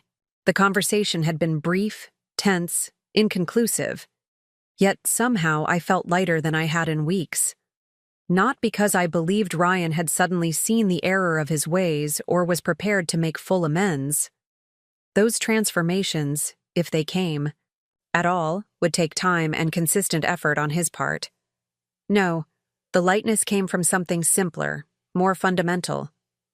For the first time since this ordeal began, I had engaged with Ryan not as the mother desperate to help her son, not as the victim of his betrayal, but as a woman of strength and principle, clear in her boundaries, firm in her expectations. Whatever came next, whether reconciliation or continued conflict, I would face it with that same clarity and strength. The burden of Ryan's choices was his to bear, not mine. My responsibility was to myself, to my own integrity, to the life I was rebuilding, one careful decision at a time. As night fully claimed the garden, I rose and went inside, leaving the porch light on, a habit from when my children were young and would be coming home late. Some maternal instincts, it seemed, never quite faded, even when circumstances changed, beyond recognition. The light would be there if Ryan chose to find his way back. But my life, my healing, my future, those would continue regardless, illuminated by my own inner strength rather than the uncertain flame of a prodigal son's return. Morning sunlight streamed through the windows of my favorite cafe in downtown, Portland. I arrived early, selecting a corner table that offered both privacy and a view of the entrance. The familiar sounds of espresso machines and quiet conversation created a comforting backdrop as I waited, my hands wrapped around a steaming mug of Earl Grey. At precisely 10 o'clock, the door opened, and Ryan stepped inside. He looked different, thinner, with dark circles under his eyes and a tentative manner that contrasted sharply with his previous confidence. He spotted me immediately and made his way to the table, movements stiff with obvious tension. "Mom," he said, his voice barely audible above the cafe's ambient noise. "Ryan," I replied, gesturing to the chair across from me. "Thank you for coming." For a moment, neither of us spoke. The air between us felt charged with unspoken words, with history both shared and shattered. It had been 2 months since our phone call, 2 months of careful negotiations through attorneys and cautious text messages arranging this meeting. "You look well," he offered finally, his eyes not quite meeting mine. "Thank you," I said simply. No reciprocal compliment came to my lips. He did not look well, and I wouldn't pretend otherwise. Ryan cleared his throat. "So, the papers are all signed. The agreement is official." I nodded. After weeks of negotiation, we had reached a settlement regarding the intellectual property dispute. Ryan and Sophia could proceed with their new venture in San Francisco, utilizing the Summit Solutions technology, but with structured royalty payments to me as the primary creditor of the original company. Additionally, Ryan had published a formal retraction of his accusations against me, acknowledging that his claims of financial manipulation had been inaccurate and unjustified. It wasn't a complete victory, nor was it a total surrender. Like most legal compromises, it occupied the uncertain territory of partial satisfaction, enough for both parties to move forward, not enough for either to feel wholly vindicated. "Is Sophia adjusting to the terms?" I asked, genuinely curious about how his fiancé had responded to the settlement. A flash of something, discomfort, regret, crossed Ryan's face. "Sophia and I are no longer together." This surprised me, though perhaps it shouldn't have. "I'm sorry to hear that," I said, and meant it despite everything. Breakups were rarely easy, even when the relationship had been problematic. "Are you?" Ryan asked, a hint of the old bitterness seeping into his voice. You never liked her. I didn't like her influence on you, I corrected gently. There's a difference. But I never wished unhappiness for either of you. Ryan looked down at his hands, which were fidgeting with a paper napkin. It was my decision, not hers. After everything. I started to see things more clearly. The way she pushed for more and more consulting fees even when the company was struggling. The Bali trip when we couldn't make payroll. He sighed heavily. I'm not blaming her for my choices. I was a willing participant. But separating from her was necessary if I wanted to start fresh. It was more self-awareness than I had expected, though I remained cautious. Ryan had always been adept at saying what he thought people wanted to hear when it served his purposes. And the new company? I asked. How is that progressing? Slowly, he admitted. The royalty obligations make the investment proposition less attractive. And my reputation? He shrugged. Let's just say the tech community has a long memory. I sipped my tea, considering my response carefully. Actions have consequences, Ryan. That's a reality none of us can escape. I know that now, he said quietly. I've had a lot of time to think about consequences lately. A server approached, and Ryan ordered coffee, black. When she departed, he continued, his voice lower, more hesitant. I came here today because I wanted to say something in person, not through lawyers or emails. He took a deep breath. I'm sorry, Mom, for everything, for misusing the money you invested, for the things I said at that dinner, for the media campaign against you, for trying to access your accounts, all of it. The apology hung in the air between us, words I had wanted to hear for months, yet now that they were spoken, I found myself uncertain how to receive them. Was this genuine remorse, or another, calculated move in a game that had never truly ended? Thank you for saying that, I replied neutrally. Apologies are important, but they're just the beginning of making amends, not the end. Ryan nodded soberly. I know. I'm not asking for forgiveness or for things to go back to how they were. I'm not even sure that's possible. I just needed you to know that I recognize how badly I've behaved, how much I've hurt you. His coffee arrived, and he wrapped his hands around the mug, mirroring my posture. The gesture reminded me of James, who had held coffee cups the same way. The resemblance sent an unexpected pang through my heart. What are your plans now? I asked, steering us toward safer territory. I'm staying with a friend in Portland for a few weeks, he said. The new company is on hold while I reassess. I'm actually considering a completely different direction. Oh? He hesitated, then continued. There's a nonprofit in Oakland working on implementing environmental monitoring systems in underserved communities. They can't pay much, but they're interested in the technology. It would be meaningful work, using my skills for something genuinely beneficial. It was hard not to notice the change in his demeanor as he spoke about this possibility. An earnestness, a quiet enthusiasm that reminded me of the Ryan I had known before Summit Solutions, before Sophia, before all the betrayal. That sounds promising, I acknowledged. A chance to rebuild professionally while doing something worthwhile.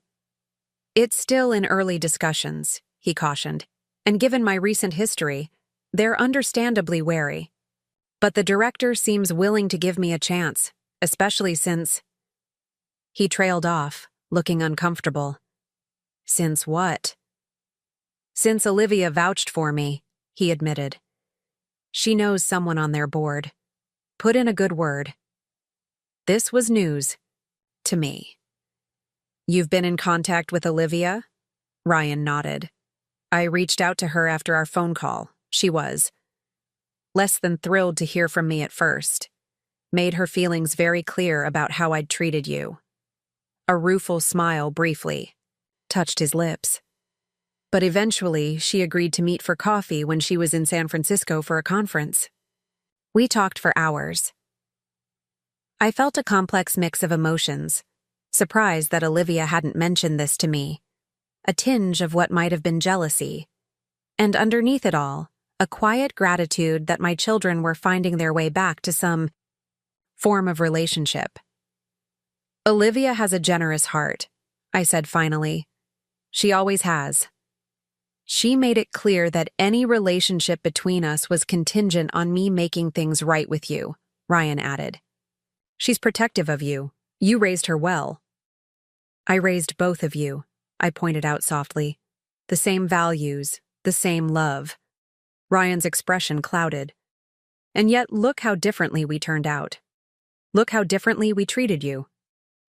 People make their own choices, I said. As parents, we can guide, teach, love, but ultimately, each person decides who they will become. You still have those decisions ahead of you, Ryan. Every day is a chance to choose again. He studied my face, his eyes searching for something, forgiveness, perhaps, or reassurance. Do you think we can ever repair what's broken between us? It was the question I had been anticipating since he first called 2 months ago.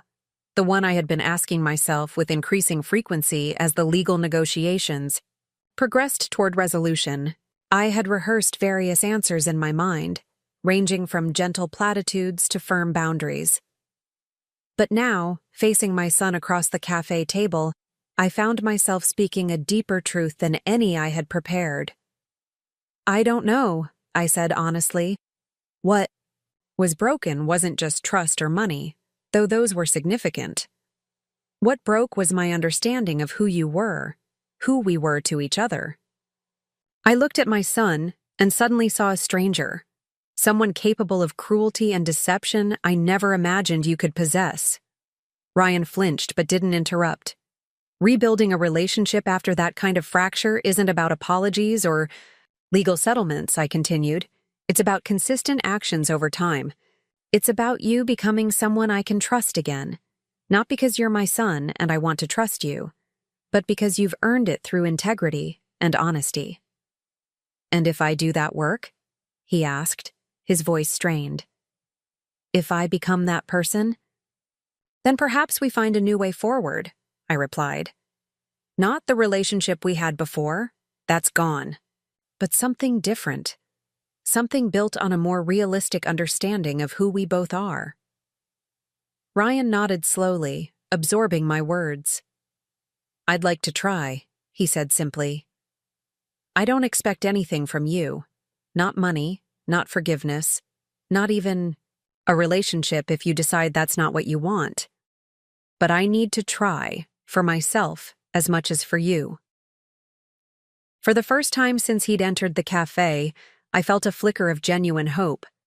Not because his words were particularly profound or his promises especially convincing, but because of the absence I sensed in them. An absence of manipulation, of calculated charm, of the subtle pressure tactics he had employed so effectively in the past. I can accept that, I said. But Ryan, understand something. My life has changed too. I'm not the same mother you left behind when you fled to San Francisco. I've discovered strengths I didn't know I possessed. I've rebuilt relationships and created new ones. I've redefined what matters to me. Any new connection between us will need to respect who I've become, not just who you're trying to be. I'd like to know that person, he said quietly. The woman who stood up to me, who refused to be manipulated or controlled. The mother who chose her own integrity over enabling her son. That's someone I could learn from. Our conversation continued for another hour, carefully navigating the safer territories of Ryan's potential nonprofit work, Olivia's recent promotion at the hospital, and my plans for the European trip I had finally scheduled for the following spring. We avoided the more treacherous waters of Sophia, Summit Solutions' remaining debts, or the painful details of our public conflict. As we prepared to leave, Ryan hesitated, then asked, Would it be okay if I called you sometimes? Just to talk, to keep you updated on the nonprofit. Possibility. I'd like that, I said, surprising myself with how true it felt. Take care of yourself, Ryan. You too, Mom, he replied, and for a brief moment, I glimpsed the son I had loved so dearly, still present somewhere within the man who had hurt me so deeply. We parted on the sidewalk outside the cafe with an awkward half-hug, neither of us quite ready for more, but both acknowledging that something important had shifted between us. As I watched him walk away, I felt neither the crushing grief of recent months nor the blind optimism of wishful thinking. Instead, I experienced something more nuanced, a cautious openness to possibility, tempered by hard-earned wisdom. The next morning, I met Jacob Pierce at Green Valley Investments to review my financial situation and discuss the settlement terms. You've weathered this remarkably well, Jacob observed as we examined the updated portfolio projections. The royalty agreement, if Ryan's venture succeeds, could eventually recover a significant portion of your investment. And if it doesn't? I asked pragmatically. Then you're still in a stable position, he assured me. Not as comfortable as you were 2 years ago, but secure. Your house is paid for, your retirement income is adequate, and with careful management, you can still take that European trip you've been planning. What about the gardening education fund I wanted to establish? It was an idea I'd been developing, a small foundation to provide gardening programs in underserved schools, combining my lifelong passion with a meaningful legacy. Jacob smiled. Let's look at the numbers. It might need to be more modest in scale initially, but it's definitely feasible. We spent the next hour outlining a financial strategy that balanced prudent management of my remaining assets with funding for the priorities that had become increasingly important to me: travel, philanthropy, quality time with Olivia, and my small circle of close friends. You know, Jacob said as we concluded our meeting, I've worked with many clients who've experienced financial setbacks. Few have handled it with your grace and resilience. It wasn't about the money, I replied. Not really. It was about what the money represented: my trust, my support, my belief in my son's potential. Losing that was far harder than losing the investment. And now? Jacob asked. After seeing Ryan yesterday? I considered the question carefully. Now I'm learning to separate my financial decisions from my emotional ones, to support without enabling, to give without expectation. It's a different kind of investment, in myself, in causes I believe in relationships that nurture rather than deplete me. Jacob nodded approvingly. That's the best kind of financial wisdom, the kind that recognizes money as a tool for creating the life you want, not an end in itself. As I left his office, I felt a quiet sense of accomplishment. The financial wounds inflicted by the Summit Solutions debacle were healing, slowly but steadily. Like a garden after a harsh winter, new growth was emerging from what had seemed barren ground. That evening I received an unexpected call from Daniel Cooper. Mrs. Wilson, he said when I answered, I hope I'm not disturbing you. Not at all, Daniel, and please call me Eleanor. We've been through enough formality. He chuckled softly. Eleanor, then. I wanted to let you know that I've accepted a position with Cascade Environmental Systems.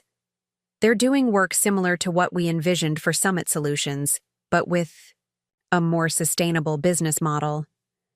That's wonderful news, I said sincerely. They're fortunate to have you. Thank you. He paused, then continued more hesitantly. I also heard from Ryan yesterday. He mentioned seeing you, possibly pursuing nonprofit work. Yes, we met for coffee. He seems different. Do you think it's genuine? Daniel asked, the question direct but not unkind. I appreciated his candor. Daniel had witnessed Ryan's transformation from ambitious entrepreneur to deceptive opportunist firsthand, had been caught in the crossfire of our conflict, had ultimately chosen integrity over loyalty to his friend. If anyone had earned the Right to skepticism, it was he. I think it's too soon to tell, I answered honestly. But I saw glimpses of the Ryan I used to know. Perhaps hitting rock bottom has given him clarity. Or perhaps he's simply trying a different approach. Time will reveal which. For what it's worth, Daniel said. I hope it's genuine. Despite everything, I remember the friend who had a vision for technology that could make a real difference. In the world. That person is worth saving, if he still exists. After we hung up, I sat on my back porch, watching the sunset paint the sky in vibrant oranges and pinks. Daniel's words lingered in my mind, particularly his final sentiment. Was the Ryan I had raised, the idealistic, principled young man with dreams of creating something meaningful, still there beneath the layers of ambition and deception? And if so, was he worth saving? The question itself revealed an assumption I needed to examine. It wasn't my responsibility to save Ryan. He was an adult who had made his choices, experienced the consequences, and now faced the challenge of rebuilding his life and reputation. That work was his alone. My responsibility was to myself, to the life I was creating in this new chapter, to the boundaries I had established, to the values I refused to compromise. If Ryan chose a path of integrity and genuine change, perhaps our relationship could evolve into something new and healthier. If not, I would continue forward without him, sad but unbowed. 2 weeks later, Olivia arrived for her planned visit.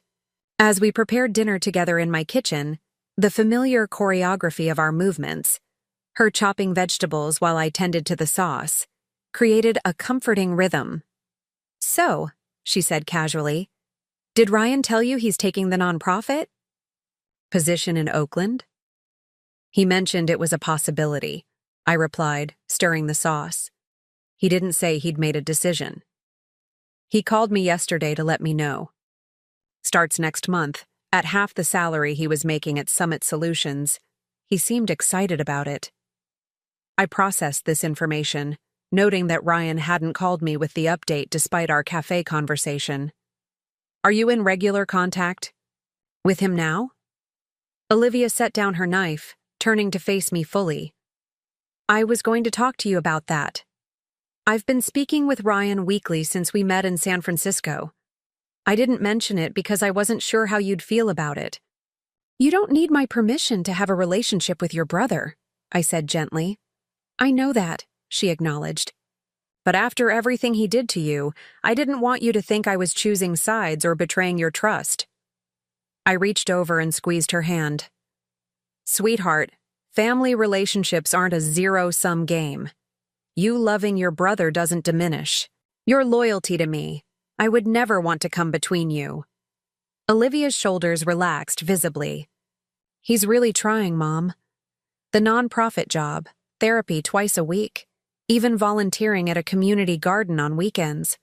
He talks about you a lot, how much he regrets what happened, how he's trying to live by the values you taught us. I hope that's true, I said, returning to my stirring, for his sake as much as mine. You're still skeptical, Olivia observed. Not an accusation, just a statement of fact. Cautious, I corrected. Trust, once broken, doesn't mend overnight, but I'm open to the possibility that he's changing. Our meeting was more positive than I expected. Olivia nodded, resuming her chopping. He was nervous about seeing you. Called me the night before, practically having a panic attack about what to say, how to act. This detail touched me. Unexpectedly, the image of my once confident son anxious about meeting his mother, rehearsing his words like a teenager before a first date. We're all finding our way in this new reality, I said after a moment, including me. Speaking of new realities, Olivia said, her tone deliberately lighter. Are you going to tell me about this Jacob Pierce I keep hearing about? Ryan mentioned you two seemed quite friendly at your financial review meeting. I felt heat rising to my cheeks. Jacob is my financial advisor. We've known each other for years. Olivia hummed skeptically. And he just happened to invite you to the symphony next weekend because— How do you know about that? I demanded, flustered. Olivia grinned. You left the tickets on the hall table. Very good seats, by the way. It's not a date, I protested weakly. We share an interest in classical music. It's perfectly innocent. Mom, Olivia said, her expression softening. It would be okay if it wasn't innocent. Dad's been gone for 10 years. You deserve companionship, romance even, if that's what you want. I turned to the stove, ostensibly, to check the sauce, but really to hide the emotion her words had triggered. The idea of dating at my age seemed both ridiculous and terrifying. And yet, the prospect of sharing an evening with Jacob, intelligent, kind, culturally engaged Jacob, had brought a flutter of anticipation I hadn't experienced in years. Let's not get ahead of ourselves, I said finally. It's one evening at the symphony, not a whirlwind romance. Olivia wisely dropped the subject, though her knowing smile remained as we finished preparing dinner. Later that week, as I was sorting through old files in my home office, I came across a photo I had forgotten existed. James and me on the day we closed on this house, standing proudly in front of the sold sign, young and hopeful and utterly unaware of both the joys and sorrows that lay ahead. I traced my finger over James's face, remembering how he had insisted on carrying me over the threshold despite my laughing protests, how we had picnicked on the living room floor that first night because our furniture hadn't yet arrived, planning our future in this empty house that would become our home. What would you think of all this, James? I asked aloud, the habit of speaking to him in private moments never quite abandoned despite the years. Ryan? The business? The betrayal? Me going to the symphony with Jacob Pierce? No answer came, of course. But as I sat there with the photo, I felt a sense of clarity that seemed almost like a response. James had always valued integrity above all else, had taught our children that character meant doing the right thing even when it was difficult. He would have been devastated by Ryan's actions, but would have supported my decision to establish boundaries. And as for Jacob, James had never been the jealous type, had even joked during his illness that I shouldn't become a lonely old widow after he was gone. The realization brought both tears and a smile. In honoring my own worth, in refusing to be manipulated or mistreated, in cautiously opening myself to new possibilities, I wasn't betraying my past with James. I was living the values we had shared, the strength we had admired in each other. 3 days later, I received a text message from Ryan. Got the nonprofit job, starting May 1st. Thank you for the coffee and conversation. It meant more than you know. Would like to keep you updated on how it goes, if that's okay. I typed a simple reply. Congratulations. I'd like to hear about your work there. Take care. Not effusive, not dismissive. A small opening, an acknowledgement of his efforts without false promises of instant reconciliation. It felt right, honest and measured, like the first tentative roots of a plant reaching into new soil, testing its stability. As April bloomed, into May, I found myself entering a season of unexpected renewal. The Gardening Education Fund was taking shape, with a pilot program scheduled for 3 Portland schools in the fall. My European trip was fully planned, with Olivia promising to join me for the Italian segment. Jacob and I had enjoyed not only the symphony, but also 2 dinners and a fascinating lecture on sustainable investing, each outing more comfortable and engaging than the last. And Ryan? We spoke briefly every 2 weeks. Our conversations focused primarily on his work at the nonprofit, occasionally touching on Olivia or my travel plans, never venturing into the still tender territory of the past.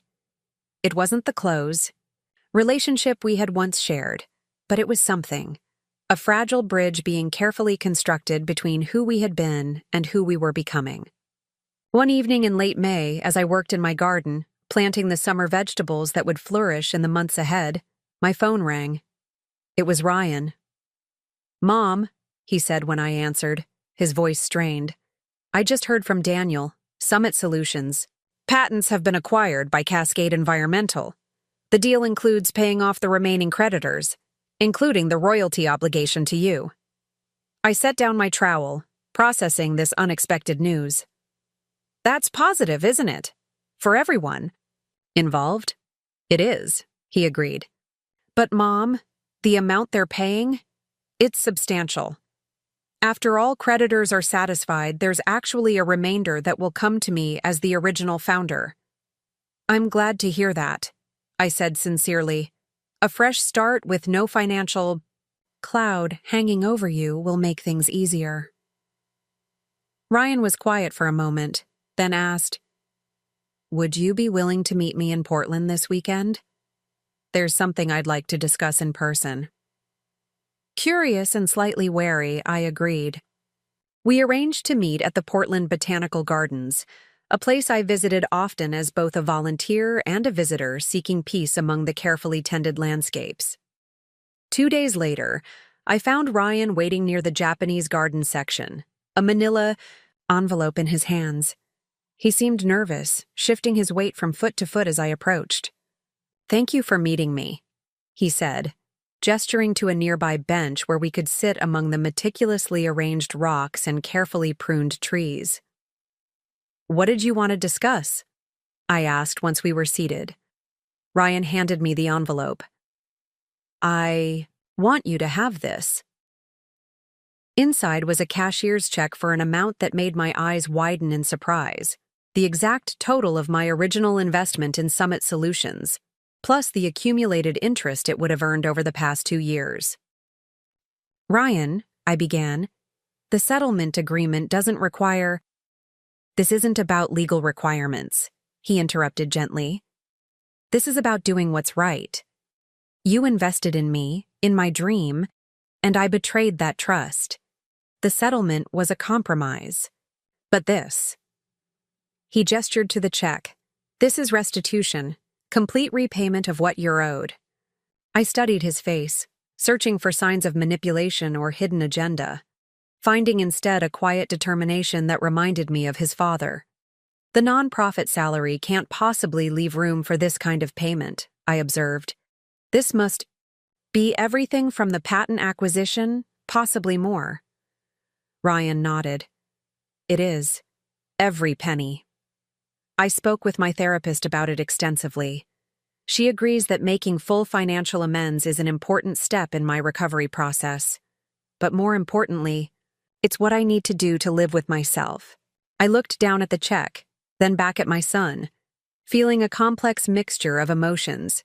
Gratitude for the gesture, sadness for all that had been lost despite this restitution, and somewhere beneath it all, a flicker of pride in the man sitting beside me, choosing the harder, more honorable path when an easier one was available. "Thank you," I said simply. "This means a great deal." "I don't expect it to fix everything between us," Ryan said quickly. "I know it doesn't erase what happened, but I hope it shows that I'm serious about making amends, about becoming someone worthy of your trust again." In that moment, surrounded by the peaceful harmony of the Japanese garden, I allowed myself to believe that perhaps the Ryan I had raised, the one with a moral compass and capacity for growth, hadn't been entirely lost after all. Hidden, buried, temporarily abandoned, yes, but not irretrievably gone. "It's a significant step," I acknowledged. "One of many on a long journey for both of us."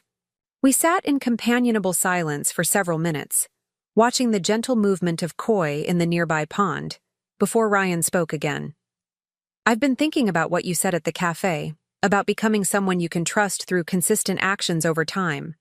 I want you to know I'm committed to that process, however long it takes." "I believe you," I said, and was surprised to realize I meant it. Not completely, not without reservation, but enough to nurture the seed of possibility between us. As we walked through the gardens afterward, talking about his work and my upcoming trip, I felt a sense of quiet gratitude washing over me. Not because everything had been magically resolved, or because the past had been erased, but because I had discovered strengths within myself I never knew existed. The courage to stand firm when betrayed, the wisdom to protect myself without surrendering to bitterness, the capacity to begin anew when life's foundations shifted beneath my feet. The path ahead remained uncertain. Ryan's commitment to change would be tested by time and circumstance. Our relationship would continue to evolve, perhaps growing stronger through honest communication and mutual respect, perhaps finding its natural limits as we each pursued our separate journeys. But whatever the future held, I faced it now with hard-earned confidence in my own resilience. I had survived the collapse of dreams I had funded, weathered public attacks on my character, established boundaries that protected my well-being, and begun creating a life that reflected my authentic values and desires. In the end, when my son had called me a burden, he had inadvertently set in motion a transformation neither of us could have anticipated. By canceling the monthly transfers that had saved his business, I had not only protected my financial future, but also reclaimed my personal power. The woman who emerged from that painful decision was stronger, wiser, and more truly herself than she had been in decades. That was the most valuable return on any investment I had ever made. Up next, you've got 2 more standout stories right on your screen. If this one hit the mark, you won't want to pass these up. Just click and check them out.